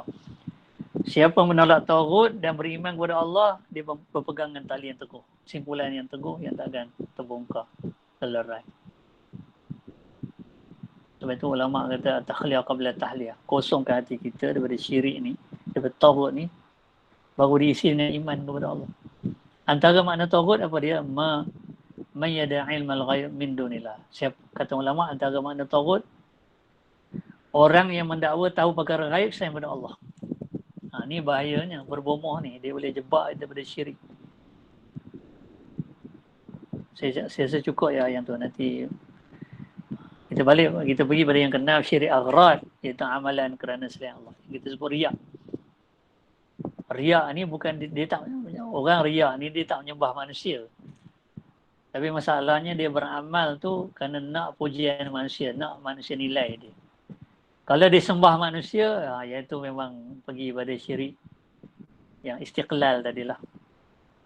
Maksudnya ada dua Tuhan. Dia menganggap Tuhan tu manusia, boleh beri mudarat manfaat kepada dia, yang menjadikan sesuatu mudarat. Itu memang syirik, jelaslah syirik. Syirik tak istiqlal. Tapi orang yang syirik ni, riak ni, dia belum tentu jatuh kufur lah. Imam Sanusi bahas, dia kata hukum 4 jenis syirik yang terawal ialah kufur secara ijma'. Maknanya syirik nombor 1, nombor 2, nombor 3, nombor 4 ni memang ijma' ulama' kata kufur. Manakala hukum jenis syirik yang keenam ni syirik aghrad. Dia melakukan amalan kerana selain Allah. Dia sembahyang tapi riak, nak menunjuk-nunjuk. Dalam Quran sebut ara'aital awailul lil musallin alladhina hum an salatihim sahun alladhina hum yura'una wa yamna'una al-ma'un. Antara lain disebut ayat ni tentang penyakit riak ni, melakukan amalan, mempamerkan amalan untuk dinilai oleh manusia. Cuma Imam Sanusi kata hukum jenis syirik yang keenam ini dari segi ilmu tauhid. Kalau dari segi ilmu tasawuf lain bahasan dia. Kalau ilmu tasawuf yang keenam ni pun kita kena buang pada hati kita. Ini adalah syirik yang tersembunyi, dia kata ulama tasawuf. Yang ini pun kita kena buang pada hati kita. Tapi dalam perbahasan ilmu tauhid, yang keenam ni dia tak sampai terkeluar daripada akidah. Dia tak sampai terkeluar daripada akidah sehingga jadi musyrikin. Jadi orang yang syirik yang terkeluar akidah. Hukum jenis yang keenam inilah maksiat. Maksudnya dia berdosa. Kalau dia ada riak, dia berdosa. Yang bukan kufur. Ini bukan kufur. Ini secara ijma' ulama. Dari segi perbahasan ulama tauhid, kalau riak, dia belum jadi kufur. Kecuali kalau dia menyembah manusia, itu kufur lah. Tapi kalau dia melakukan amalan tu untuk dinilai oleh manusia, dia bukan menyembah manusia tu. Dia cuma nak orang tu nilai dia sebagai alim, sebagai khusyuk lah, baik dan sebagainya kan. Ini belum kufur lagi. Tapi maksiat berdosa. Ini penyakit hati. Ini menyebabkan amalannya terhapus. Maksudnya tak ada pahala amalan dia. Amalan dia tak ada pahala. Itu maksudnya terhapus pahala amalan dia. Tapi dari sudut pandang ulama tasawuf, yang ini pun kita kena buang pada hati kita. Sebab masih ada aku dalam hati kita. Bukan Allah. Sebenarnya kalau orang faham, bila dia sembahyang, sebenarnya bukan pasal dia hebat. Allah yang menjadikan dia boleh sembahyang tu. Baik tu kita baca la haula wala quwwata illa billah. Imam Tahawi kata, bila kita baca la haula wala quwwata illa billah, itu bermaksud tidak ada yang menghindarkan kita pada maksiat kecuali Allah. Tidak ada yang menyebabkan kita melakukan ketaatan, sembahyang, puasa kecuali Allah. Allah yang bagi taufik kepada kita. Bukan sebab kita ni baik, hebat, warak, soleh, bukan. Diri kita tak hebat. Allah yang menjadikan kita bersembahyang, menjadikan kita berpuasa, itu Allah. Bukan kita yang bersembahyang dengan diri kita sendiri. Ya, bukan. Maksudnya datangnya kemampuan, datangnya kemahuan, datangnya kemampuan tu semua daripada Allah, bukan kita. Kalau tak ada Allah Ta'ala taufikkan kita, berikan kemahuan dan kemampuan kepada kita, memang kita tak semayang. Jadi kalau itu dalam hati kita, tak adalah riak. Sebab yang hebatnya Allah bukan kita. Dia riak tu timbul kerana kita kata kita yang semayang, kita yang hebat. Aku ni yang semayang, aku yang bersemayang. Tak ada kaitan dengan Allah SWT. Padahal Allah Ta'ala berfirman, Alhamdulillahilladzi hadana li hadza wa ma kunna linahtadiya laula an hadana Allah. Kita puji Allah sebab Allah yang taufikkan kita sehingga kita dapat buat amal soleh ni. Tidak ada daya dan kekuatan kecuali Allah. Jadi dengan itu akan terhakis sedikit demi sedikit perasaan riak tu bila kita tahu. Sebab itu kalau kita semayang ni, sampai kan ada ulama kata, semayanglah macam gembala kambing semayang depan kambing dia. Tuan-tuan agak-agak tuan-tuan lah. Kalau gembala kambing semayang depan kambing boleh riak dah. Ni kambing tengah tengok ni. Wah, kambing tengok ni. Kambing tengok aku semayang ni. Agak riak tak? Riak ni bila ada mata manusia. Kalau ada mata kambing tak riak. Ada mata manusia riak. Sebab kita nak manusia nilai, nak manusia puji kan. Kalau dari segi tauhid memang belum. Dia bukanlah syirik yang menyebabkan. Sebab itu panggil syirkul asghar. Syirik yang kecil. Tapi dari segi pandangan ulama tasawuf itu masih syirik lagi tu ya. Bila dalam hati kita ada selain Allah, itu syirik lagi tu. Kena buang tu ya, tak selamat kita. Sebab itu ulama kata, ya, kalau tak silap saya, Imam Al-Ghazali kata, Imam Ghazali kata apa? Imam Ghazali kata, An-nas kulluhum halka. An-nas kulluhum halka illal alimun. Manusia ni semua binasa kecuali orang yang alim, yang berilmu. Wal alimuna kulluhum halka illal amilun. Orang yang alim semua binasa kecuali orang beramal. Wal amiluna kulluhum halka illal mukhlisun. Orang yang beramal pun semua binasa kecuali orang yang ikhlas. Syirik ni merosak ikhlas. Dia adalah cemaran dalam hati kita. Noda dalam hati kita. Riak ni, pesan riak. Hukum jenis syirik yang kelima.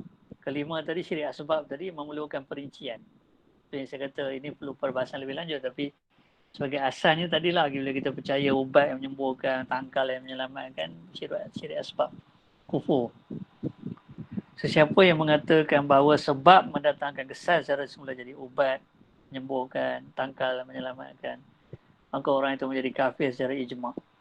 Sesiapa mengatakan bahawa sebab mendatangkan kesan melalui daya yang dijadikan oleh Allah pada sebab tersebut, maka orang itu menjadi fasik dan ahli bid'ah.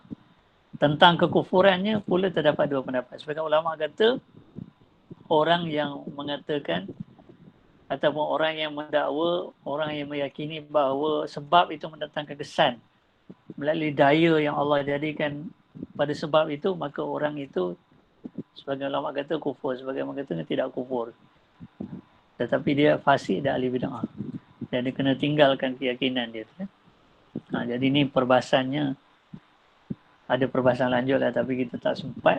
Yang memandangkan dah larut malam. Jadi secara kesimpulannya, tentang isu perbomohan tadi, dengan perbomohan itu memang boleh menjebak kita pada syirik asbab yang menyebabkan kekufuran. Riak, ya, walaupun ijma' ulama mengatakan riak ini dia hanyalah maksiat, dia adalah dosa hati, tidak sampai menyebabkan kita kufur, sebab kita bukan menyembah orang tu. Kita sembahyang tadi dengan niat supaya dia menilai amalan kita, supaya dia puji kita. Jadi yang ini maksiat, dia tak sampai tahap keluar daripada akidah jadi syirik. Ya, tetapi maksiat. Tetapi menurut pandang ulama tasawuf, selagi dalam hati kita ada selain Allah, kita tak selamat. Tauhid kita belum murni lagi, belum ikhlas lagi. Ya, jadi kita kena berusaha membersihkan. Dan insya-Allah dalam kuliah yang akan datang saya akan jelaskan ya cara-cara untuk mencapai keikhlasan dan cara-cara untuk mengikis riak tadi ya, perasaan riak tadi. Saya rasa dah ada apa larut malam. Sekadar itulah yang dapat saya sampaikan. Mudah-mudahan menjadi ilmu bermanfaat. Ya, terima kasih atas segala perhatian, maaf atas segala kekurangan. Wallahu a'lam. Bismillahirrahmanirrahim. Alhamdulillahirabbil alamin. Wassalatu wassalamu ala asyrafil anbiya'i wal mursalin wa ala alihi wa sahbihi ajma'in. Allahumma iftah alaina futuhal arifin bihikmatik wa anshur alaina rahmatak ya arhamar rahimin ya fattahu ya alim ya fattahu ya alim ya fattahu ya alim. Ya Allah, bukakanlah pintu ilmu kepada kami, bukakanlah pintu kefahaman kepada kami, Ya Allah. Ya Allah, selamatkanlah kami daripada syirik. Ya Allah, kukuhkanlah, mantapkanlah tauhid dalam hati kami. Kurniailah kami sifat ikhlas. Ilahna khalisna min syawa'ibin naqs. Waja'al harakatina ilahi khalisni min syawa'ibin naqs. Waja'al harakati kullaha في رضاك واجعل حركتي كلها في رضاك. Ya Allah, jadikanlah, Ya Allah, bersihkanlah hati kami dari syirik dan jadikanlah segala gerak-geri kami ini semata-mata untuk mencari keridhaan-Mu, Ya Allah. Rabbana atina fid dunya hasanah fil akhirati hasanah wa qina adzabannar. Sallallahu ala sayyidina Muhammad wa ala alihi wa sallam. Walhamdulillahirabbil alamin. Subhanakallahumma bihamdika asyhadu an la ilaha illa anta astaghfiruka wa atubu ilaik. Assalamualaikum warahmatullahi wabarakatuh.